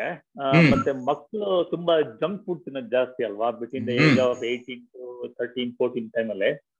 ಸೊ ಆಸಿಡ್ ರಿಫ್ಲೆಕ್ಸ್ ಮತ್ತೆ ಅವರಿಗೆ ಈ ಫ್ರೂಟ್ಸ್ ಇನ್ನ ಸುಮಾರು ಮನೆಗಳಲ್ಲಿ ಆ ತರದ ಅಭ್ಯಾಸಗಳು ಇರೋದಿಲ್ಲ. ಕಡಿಮೆ. ಸೊ ಇದ್ರ ಬಗ್ಗೆ ಸ್ವಲ್ಪ ಹೇಳಿ ಸರ್, ಜನರಿಗೆ ಅನುಕೂಲ ಆಗ್ಬೋದು. ಆಸಿಡ್ ರಿಫ್ಲಕ್ಸ್ ಅಂದ್ರೆ ಜಠರದಲ್ಲಿರುವ ಹೈಡ್ರೋಕ್ಲೋರಿಕ್ ಆಸಿಡ್ ಅನ್ನನಾಳಕ್ಕೆ ವಾಪಸ್ ಬರೋದು. ಇದು ವಾಪಸ್ ಬರಬಾರದು ಅಂತಾನೆ ದೇಹದಲ್ಲಿ ಒಂದು ವ್ಯಾಲ್ವ್ ಇಟ್ಟಿದ್ದಾನೆ ದೇವರು. ಇದು ಅನ್ನನಾಳ ಅಂತ ಇಟ್ಕೊಳ್ಳಿ, ಇದು ಜಠರ ಅಂತ ಇಟ್ಕೊಳ್ಳಿ. ಈ ಜಂಕ್ಷನ್ ಅಲ್ಲಿ ಒಂದು ವ್ಯಾಲ್ವ್ ಇಟ್ಟಿದ್ದಾನೆ. ಈ ವ್ಯಾಲ್ವ್ ಎಷ್ಟು ಸಮರ್ಥವಾಗಿ ಕೆಲಸ ಮಾಡುತ್ತೆ ಅಂದ್ರೆ, ನಾವ್ ಎಂತ ಗೊಬ್ಬರ ತಿಂದ್ರು ಜಠರದಲ್ಲಿರೋದು ಅನ್ನನಾಳಕ್ಕೆ ಬರೋಲ್ಲ. ಆದ್ರೆ ಇತ್ತೀಚಿನ ದಿವಸಗಳಲ್ಲಿ ನೀವು ಹೇಳಿದಾಗೆ ತುಂಬಾ ಕೆಮಿಕಲ್ಸು, ಸಂಸ್ಕರಿಸಿದ ಫುಡ್ಡು, ಎಡಿಟಿವ್ಸು, ಕಲರಿಂಗ್ ಏಜೆಂಟ್ಸು ಏನೇನೆಲ್ಲ ಹಾಕಿ ನಮ್ಮ ಜಠರಕ್ಕೆ ಒಮ್ಮೆ ಅದು ಒಗ್ಗದೇ ಇಲ್ಲ. ಒಂದು. ಎರಡನೇದು, ಇಂಥದ್ದನ್ನೆಲ್ಲ ತಿಂದಿರೋದ್ರಿಂದ ಬೊಜ್ಜು, ಓವರ್ ವೈಟ್ ಆದ ತಕ್ಷಣನೇ ಈ ಜಂಕ್ಷನ್ ವೀಕ್ ಆಗ್ಬಿಡುತ್ತೆ. ಈ ಜಂಕ್ಷನ್ ವೀಕ್ ಆದ ತಕ್ಷಣ ಎಸ್ಪೆಷಲಿ ಮಲಗಿದಾಗ ಅಥವಾ ಹರಿಜಾಂಟಲ್ ಆದಾಗ ಜಠರದ ಕಂಟೆಂಟ್ಗಳು ಅನ್ನನಾಳಕ್ಕೆ ಬರೋದ್ರಿಂದ, ವಿಶೇಷವಾಗಿ ಆಸಿಡ್ಡೇ ಬರೋದ್ರಿಂದ ಆಸಿಡ್ ರಿಫ್ಲಕ್ಸ್, ರಿಗರ್ಜಿಟೇಷನ್. ನೋಡಿ, ತುಂಬಾ ಫ್ಯಾಟ್ ಇರುವ ಮಕ್ಕಳು ತೇಗೋದು ಜಾಸ್ತಿ. ಅವರು ಮತ್ತೆ ಮತ್ತೆ ಕೋಲ್ಡ್ ಐಟಮ್ ಕುಡಿಯೋದು ಜಾಸ್ತಿ. ಯಾಕಂದ್ರೆ ಆ ಉರಿ ತಡಿಲಿಕ್ಕೆ ಆಗಲ್ಲ. ಆ ಕೋಲ್ಡ್ ಐಟಮ್ ಕುಡಿಯೋದು ಮತ್ತೆ ಕ್ಯಾಲೋರಿ ಆಗಿರುತ್ತೆ, ಮತ್ತೆ ಬೊಜ್ಜು ಬೆಳೀತದೆ. ಬೊಜ್ಜು ಬೆಳೆಯೋದ್ರಿಂದ ಆಸಿಡ್ ರಿಫ್ಲಕ್ಸ್ ಜಾಸ್ತಿ ಆಗುತ್ತೆ. ಎಸ್ಪೆಷಲಿ ಆಸಿಡ್ ರಿಫ್ಲಕ್ಸ್ ಇರುವವರು, ಅವಾಗಲೇ ಅವರು ಯಾರೋ ಕೇಳಿದಾಗ ಹೇಳಿದ್ನ, ರಾತ್ರಿ ಬೇಗ ಊಟ ಮಾಡಬೇಕು. ಊಟ ಮಾಡಿದ 2-3 ಗಂಟೆಗಳ ಕಾಲ ಮಲಗಬಾರ್ದು. ಜಠರ ಖಾಲಿ ಆದ್ಮೇಲೆ ಮಲಗಿದ್ರೆ ಜಠರದಲ್ಲಿರೋ ಆಸಿಡ್ ಅನ್ನನಾಳಕ್ಕೆ ಬರಲ್ಲ. ಹಾಗಾಗಿ ಜಂಕ್ ಫುಡ್ ಕಡಿಮೆ ಮಾಡಬೇಕು, ತೂಕ ಇಳಿಸ್ಕೋಬೇಕು, ತಿನ್ನುವ ಪ್ರಮಾಣ ಮತ್ತು ಸಮಯ ಅಥವಾ ಫ್ರೀಕ್ವೆನ್ಸಿ 10 ಸಲ ತಿನ್ನೋದನ್ನ ಅವರನ್ನ 3 ಸಲಕ್ಕೆ ತಂದು ಎಳೆದು ನಿಲ್ಲಿಸ್ಬೇಕು. ಹೀಗೆ ಮಾಡಿದಾಗ ಜೀವನ ಶೈಲಿಯ ಬದಲಾವಣೆಯಿಂದ ಹೈಪರ್ ಅಸಿಡಿಟಿ ಅಥವಾ ರಿಫ್ಲಕ್ಸ್ ಡಿಸೀಸ್ ಅನ್ನ ಔಷಧಿಯ ಪ್ರಮಾಣ ಕಡಿಮೆ ಮಾಡ್ಕೊಂಡು ನಿಭಾಯಿಸಲಿಕ್ಕೆ ಸಾಧ್ಯ ಅಂತ ಹೇಳ್ತೀನಿ. ಸರಿನಾ ಆರಾಧ್ಯ ಸರ್? ಸರಿ ಇದೆ. ಜೊತೆಗೆ ನಾನು ಬೆಳಿಗ್ಗೆ ಮಾರ್ನಿಂಗ್ ಬ್ರೇಕ್ಫಾಸ್ಟ್ ಅಲ್ಲಿ ಫಸ್ಟ್ ಫ್ರೂಟ್ಸ್ ನ ಇಂಪ್ಲಿಮೆಂಟ್ ಮಾಡೋದ್ರಿಂದ ಮಕ್ಕಳಿಗೆ ಕಂಟ್ರೋಲ್ಗೆ ಬರುತ್ತೆ ಅಂತ ನನ್ನ ಪರ್ಸನಲ್ ಎಕ್ಸ್ಪೀರಿಯನ್ಸ್ ಆಗಿದೆ. ಜೊತೆಗೆ ಖಂಡಿತ ಹೌದು. ಯಾಕಂದ್ರೆ ಫ್ರೂಟ್ಸ್ ನಲ್ಲಿ ಮ್ಯಾಕ್ಸಿಮಮ್ ಇರೋದೇ ಕಾರ್ಬೋಹೈಡ್ರೇಟ್ ಆದ್ರಿಂದ ಅದು ಗ್ಯಾಸ್ಟ್ರಿಕ್ ಜ್ಯೂಸಿಗೆ ತೊಂದರೆ ಮಾಡಲ್ಲ. ಎರಡನೇದು ಫೈಬರ್ ತುಂಬಾ ಜಾಸ್ತಿ ಇರೋದ್ರಿಂದ ಕೋಟಿಂಗ್ ತುಂಬಾ ಚೆನ್ನಾಗಿ ಆಗ್ತದೆ. ಅವಾಗ ಮ್ಯೂಕಸ್ ಮೆಂಬ್ರೇನಿಗೆ ಪ್ರೊಟೆಕ್ಷನ್ ಸಿಗುತ್ತೆ. ಮತ್ತೆ ಅದರಲ್ಲಿ ಕ್ಯಾಲರಿ ಪ್ಲಸ್ ಕಾರ್ಬೋಹೈಡ್ರೇಟ್ ಬಿಟ್ರೆ ಇನ್ನು ವಿಟಮಿನ್ಸ್ ಇದೆ, ದೇಹಕ್ಕೆ ಬೇಕಾಗುವ ಅಂಶಗಳೇ ಇರೋದು. ಆದ್ರಿಂದ ಬ್ರೇಕ್ಫಾಸ್ಟ್ಗೆ ಕಾಂಟಿನೆಂಟಲ್ ಬ್ರೇಕ್ಫಾಸ್ಟ್ ಅಲ್ಲಿ ನೀವು ನೋಡಿದ್ರೆ ನಿಮ್ಗೆ ಗೊತ್ತಿದೆ, ಅದು ತುಂಬಾ ಸ್ಪ್ರೆಡ್ ಔಟ್ ಫ್ರೂಟ್ಸ್ ಇಟ್ಟಿರ್ತಾರೆ, ಆನಂತರ ಬ್ರೆಡ್ ಬೇಕರಿ ಐಟಮ್ಸ್ ಇಟ್ಟಿರ್ತಾರೆ, ಆಮೇಲೆ ಜ್ಯೂಸ್ಗಳನ್ನ ಇಟ್ಟಿರ್ತಾರೆ, ಆಮೇಲೆ ಉಳಿದಿದ ಬರ್ಗರು ಹ್ಯಾಂಬರ್ಗರು ಇನ್ನೆಂಥದ್ದು ಒಂದಿಷ್ಟು ಇಟ್ಟಿರ್ತಾರೆ. ನೀವು ಯಾವುದೇ ಕಾಂಟಿನೆಂಟಲ್ ಫುಡ್ ಬ್ರೇಕ್ಫಾಸ್ಟಿಗೆ ಹೋದ್ರೆ ನಿಮ್ಗೆ ಫಸ್ಟ್ ಸಿಗದೆ ಇವೆ. ತಾಜಾ ಆಹಾರಗಳನ್ನ ಇಟ್ಟಿರ್ತಾರೆ.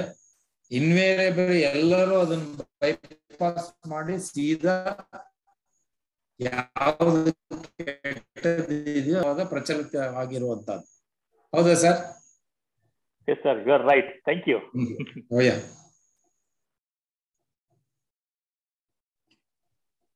ಸರ್ ನಮಸ್ಕಾರ. ನಮಸ್ತೆ ಸರ್. ಈ ಸಿರಿಧಾನ್ಯಗಳ ಬಳಕೆಯಿಂದ ಆಹಾರ ಪದ್ಧತಿಗೆ ಏನಾದ್ರೂ ಉತ್ತಮ ಪ್ರಕ್ರಿಯೆ ಆಗುತ್ತಾ ಅಥವಾ ಇದ್ರ ಬಗ್ಗೆ ಸ್ವಲ್ಪ ಬೆಳಕು ಚೆಲ್ಬೇಕು ಅಂತ ಕೋರ್ತೀನಿ ಸರ್. ಸಿರಿಧಾನ್ಯಗಳಿಗೂ ನಮ್ಮ ಅಲ್ಸರ್ ಕಾಯಿಲೆಗಾಗ್ಲಿ ಹೈಪರ್ ಅಸಿಡಿಟಿಗಾಗ್ಲಿ ಏನು ಸಂಬಂಧ ಇಲ್ಲ. ಸಿರಿಧಾನ್ಯಗಳ ವಿಷಯ ಏನಂದ್ರೆ ತುಂಬಾ ಕಷ್ಟಪಟ್ಟು ನೀರಿಲ್ಲದ ಜಾಗಗಳಲ್ಲಿ ಯಾವುದೇ ಮನುಷ್ಯನ ಸಹಕಾರ ಇಲ್ಲದೆ ತಾವಾಗಿ ಬೆಳ್ಕೊಳ್ಳುವಂಥವು ಎಲ್ಲಾ ಸಿರಿಧಾನ್ಯಗಳು ಹುಲ್ಲುಗಳ ಬೀಜಗಳು ತುಂಬಾ ಟಫ್ ಆಗಿರ್ತವೆ. ಅಂದ್ರೆ ಪಾಲಿಶ್ ಮಾಡಿಸ್ಲಿಲ್ಲ ಅಂತಂದ್ರೆ ಎಲ್ಲಾ ಸಿರಿಧಾನ್ಯಗಳ ಗ್ಲೈಸಿಮಿಕ್ ಇಂಡೆಕ್ಸ್ ತುಂಬಾ ಕಡಿಮೆ ಇರುತ್ತೆ.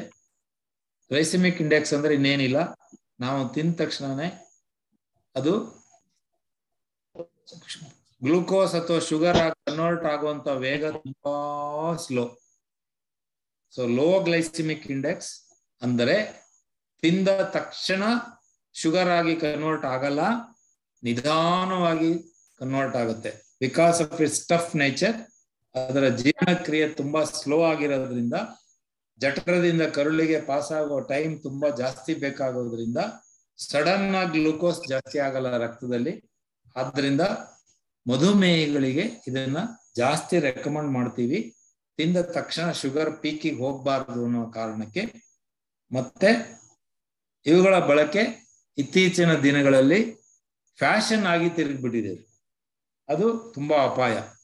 ಅದರಿಂದ ಪಾಯಸ ಮಾಡೋದು, ಚಕ್ಕುಲಿ ಕೋಡ್ಬಳೆ ಮಾಡೋದು, ಉಂಡೆ ಮಾಡೋದು ಇವೆಲ್ಲ ಖಂಡಿತವಾಗಿ ಉಪಯೋಗ ಇಲ್ಲ. ಒಳ್ಳೆಯ ಆಹಾರವನ್ನ ಜಂಕ್ ಆಗಿ ನಾವು ಮಾಡೋದು ಬದಲಿಗೆ ಸಿರಿಧಾನ್ಯಗಳ ಅನ್ನ, ಸಿರಿಧಾನ್ಯಗಳ ರೊಟ್ಟಿ, ಸಿರಿಧಾನ್ಯಗಳ ಚಪಾತಿ, ಸಿರಿಧಾನ್ಯಗಳ ಗಂಜಿ ಬಳಕೆ ಮಾಡಿದ್ರೆ ಆರೋಗ್ಯ ಪೂರಕ. ನೀವು ಅದರ ರೂಪ ಬದಲಾಯಿಸ್ಲಿಕ್ಕೆ ಹೋದ್ರೆ ಅದು ಆರೋಗ್ಯ ಪೂರಕವಾಗಿ ಇರುವುದಿಲ್ಲ. It becomes again naked and dead calorie. Thank you sir. ಆಮೇಲೆ ಕೆಲವು ವಾಟ್ಸಪ್ ಪರಗಳಲ್ಲಿ ಮಧ್ಯರಾತ್ರಿಯಲ್ಲಿ ನೀರು ಕುಡಿಯೋದು ಉತ್ತಮ ಅನ್ನೋ ರೀತಿ ಕೆಲವು ಓದಿದ್ದಿದೆ. ಇದ್ರ ಬಗ್ಗೆ ತಾವು ಏನ್ ಹೇಳ್ತೀರಿ? ವಾಟ್ಸಪ್ ವಿಷಯದ ಬಗ್ಗೆ ನನ್ ಕಾಮೆಂಟ್ ಇಲ್ಲ, ಯಾಕಂದ್ರೆ ಅದೊಂದು ದೊಡ್ಡ ವಿಶ್ವವಿದ್ಯಾಲಯ, ನಾನು ಅದರದ ಸ್ಟೂಡೆಂಟೇ ಅಲ್ಲ. ವಾಟ್ಸಪ್ ನಲ್ಲಿ ಏನೇ ಬಂದ್ರು ನಾನು ವೈದ್ಯಕೀಯವಾಗಿ ಕೂಲಂಕುಷವಾಗಿ ನಾನೇ ಸ್ಟಡಿ ಮಾಡೋ ತನಕ ಅದ್ ನನ್ನ ತಲೆ ಒಳಗಡೆ ಹೋಗಲ್ಲ.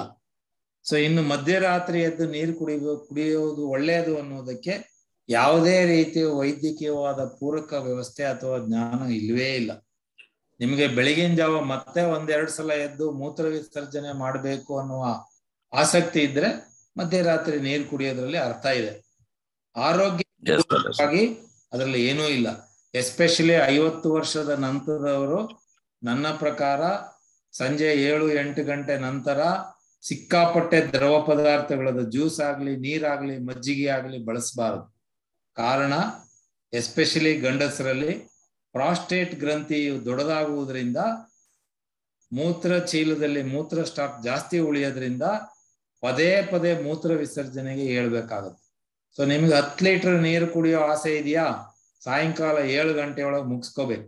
ಕಾರಣ ನೆಕ್ಸ್ಟ್ 3-4 ಅವರ್ಸ್ ಅಂದ್ರೆ ಮಲಗುವುದ್ರೊಳಗಡೆ ಮೂತ್ರ ವಿಸರ್ಜನೆ ಆಗಿ ಖಾಲಿ ಆಗ್ಬೇಕು. ಅದೇ ನೀವು ರಾತ್ರಿ ಊಟ ಆದ್ಮೇಲೆ 1 ಚಂಬು, ಮಲಗಕ್ ಮುಂಚೆ 1 ಚಂಬು ಕುಡಿದ್ರೆ, ಎಸ್ಪೆಷಲಿ 50 ವಯಸ್ಸಿನ ನಂತರದವರು ತುಂಬಾ ರಾತ್ರಿ ನಿದ್ರೆ ಕೆಡಬೇಕಾಗ್ತದೆ. ಇದು ಹೆಂಗಸರಾದ್ರೂ ಆಗ್ತದೆ. ಪ್ರಾಸ್ಟೇಟ್ ಗ್ರಂಥಿ ಬೇಕು ಅಂತಿಲ್ಲ. ನಾವು ಕುಡಿದ ನೀರು ನಮ್ಮ ದೇಹಕ್ಕೆ ಅವಶ್ಯಕತೆ ಇಲ್ಲದಿದ್ದಾಗ ಮೂತ್ರ ಆಗಿಯೇ ವಿಸರ್ಜನೆ ಆಗುವಂತದ್ದು. ಆದ್ರಿಂದ ಮಧ್ಯರಾತ್ರಿ ನೀರು ಕುಡಿಯೋದ್ರ ಹಿಂದೆ ಇಂಗ್ಲಿಷ್ ಪದ್ಧತಿಯ ಪ್ರಕಾರ ಯಾವುದೇ ವೈದ್ಯಕೀಯವಾದ ಅನುಕೂಲ ಇಲ್ಲ. ವಾಟ್ಸಪ್ನವ್ರ ಪ್ರಕಾರ ಎಲ್ಲಾ ಅನುಕೂಲತೆಗಳು ಇದಾವೆ. Thank you sir, thank you. ವಿಚಾರ ತಿಳಿಸ್ಕೊಟ್ಟಿದ್ದು ತುಂಬಾ ಧನ್ಯವಾದಗಳು. Yes sir. ಸರ್ ಮುಗಿಸೋಣ? ಹೌದು ಸರ್, ಮುಗಿಸೋಣಂತೆ ಸರ್. ಇವತ್ತಿನ ಈ ಒಂದು ವಿಡಿಯೋ ಸಂವಾದ ತುಂಬಾ ಅದ್ಭುತವಾಗಿ ಮೂಡಿ ಬಂತು. ನೀವು ಸಾಕಷ್ಟು ವಿಚಾರಗಳನ್ನ ತಿಳಿಸಿದ್ರಿ. ಮತ್ತೆ ಜೊತೆಗೆ ಇವತ್ತು ಪ್ರಶ್ನೆ ಕೇಳಿದವರು ಕೂಡ ತುಂಬಾ ಉಪಯುಕ್ತವಾಗಿ ಎಲ್ಲರಿಗೂ ಉಪಯೋಗ ಆಗುವಂತಹ ಪ್ರಶ್ನೆಗಳನ್ನ ಕೇಳಿದ್ದಾರೆ. ಆ ಮೂಲಕ ಇನ್ನಷ್ಟು ಹೆಚ್ಚಿನ ವಿಚಾರಗಳನ್ನ ತಿಳ್ಕೊಳ್ಳೋದಕ್ಕೆ ಅವಕಾಶ ಮಾಡಿಕೊಟ್ಟಿದ್ದಾರೆ. ಹಾಗಾಗಿ ಇವತ್ತಿನ ಈ ಕಾರ್ಯಕ್ರಮವನ್ನು ನಡೆಸಿಕೊಟ್ಟಿರುವಂತಹ ನಿಮಗೆ ಮತ್ತೆ ತುಂಬಾ ಅರ್ಥಪೂರ್ಣವಾಗಿರ್ತಕ್ಕಂಥ ಉಪಯುಕ್ತವಾಗಿರ್ತಕ್ಕಂಥ ಪ್ರಶ್ನೆಗಳನ್ನ ಕೇಳಿರ್ತಕ್ಕಂಥವ್ರಿಗೆ ಹಾಗೂ ಇವತ್ತಿನ ಈ ಕಾರ್ಯಕ್ರಮದಲ್ಲಿ ಭಾಗವಹಿಸಿರುವಂತಹ ಎಲ್ಲರಿಗೂ ಹೃದಯಪೂರ್ವಕವಾದಂತಹ ಧನ್ಯವಾದಗಳನ್ನ ತಿಳಿಸ್ತೀನಿ. ಮತ್ತೆ ಮುಂದಿನ ವಾರ ಕಾರ್ಗಿಲ್ ಯುದ್ಧದಲ್ಲಿ ಮುಂಚೂಣಿಯಲ್ಲಿದ್ದು ಹೋರಾಟ ಮಾಡಿದಂತಹ ಶ್ರೀ ನವೀನ್ ನಾಗಪ್ಪ ಅವ್ರ ಜೊತೆಗೆ ಒಂದು ವಿಡಿಯೋ ಸಂವಾದವನ್ನ ಮಾಡ್ಬೇಕು ಅಂತ ಅನ್ಕೊಂಡಿದೀವಿ. ಅವ್ರ ಜೊತೆಗೆ ಒಂದು ಬಾರಿ ಕೇಳಿದ್ದೆ, ಅವರು ಆಯ್ತು ಸರ್ ಅಂತ ಹೇಳಿದ್ದಾರೆ. ಸೊ ನಾಳೆ ಅವ್ರ ಜೊತೆಗೆ ಇನ್ನೊಂದ್ಸತಿ ಮಾತಾಡ್ಬಿಟ್ಟು ಅದನ್ನ ಫೈನಲೈಸ್ ಮಾಡ್ತೀನಿ. ಸೊ ಮುಂದಿನ ವಾರ ಕೂಡ ಇದೇ ರೀತಿ ಎಲ್ಲರೂ ಭಾಗವಹಿಸ್ಬೇಕು ಅಂತ ಹೇಳಿ ವಿನಂತಿಸ್ತೀನಿ. ಈಗಾಗ್ಲೇ ಮುಂದಿನ ತಿಂಗಳ ಕೊನೆಯ ಶನಿವಾರದ ಬಗ್ಗೆ ಡಾಕ್ಟರ್ ರತ್ನಾಕರ್ ಸರ್ ಅವರು ಹೇಳ್ಬಿಟ್ಟಿದ್ದಾರೆ, ವಿಷಯನೂ ಕೂಡ ಹೇಳಿದ್ದಾರೆ. ಸೊ ಮುಂದಿನ ತಿಂಗಳು ಕೂಡ ಹೆಚ್ಚಿನ ಸಂಖ್ಯೆಯಲ್ಲಿ ಇದೇ ರೀತಿ ಭಾಗವಹಿಸ್ಬೇಕು ಅಂತ ಹೇಳಿ ಎಲ್ಲರಲ್ಲೂ ವಿನಂತಿಸ್ತಾ, ಈಗಾಗ್ಲೇ T20 ಮ್ಯಾಚ್ ಸ್ಟಾರ್ಟ್ ಆಗಿರ್ಬೇಕು. ಸೊ ಎಲ್ಲರಿಗೂ ಶುಭರಾತ್ರಿಗಳನ್ನ ಹೇಳ್ತಾ ಇವತ್ತಿನ ಈ ವಿಡಿಯೋ ಸಂವಾದವನ್ನ ಇಲ್ಲಿಗೆ ಮುಗಿಸ್ತಾ ಇದೀವಿ. ಧನ್ಯವಾದಗಳು sir. Thank you. Thank you.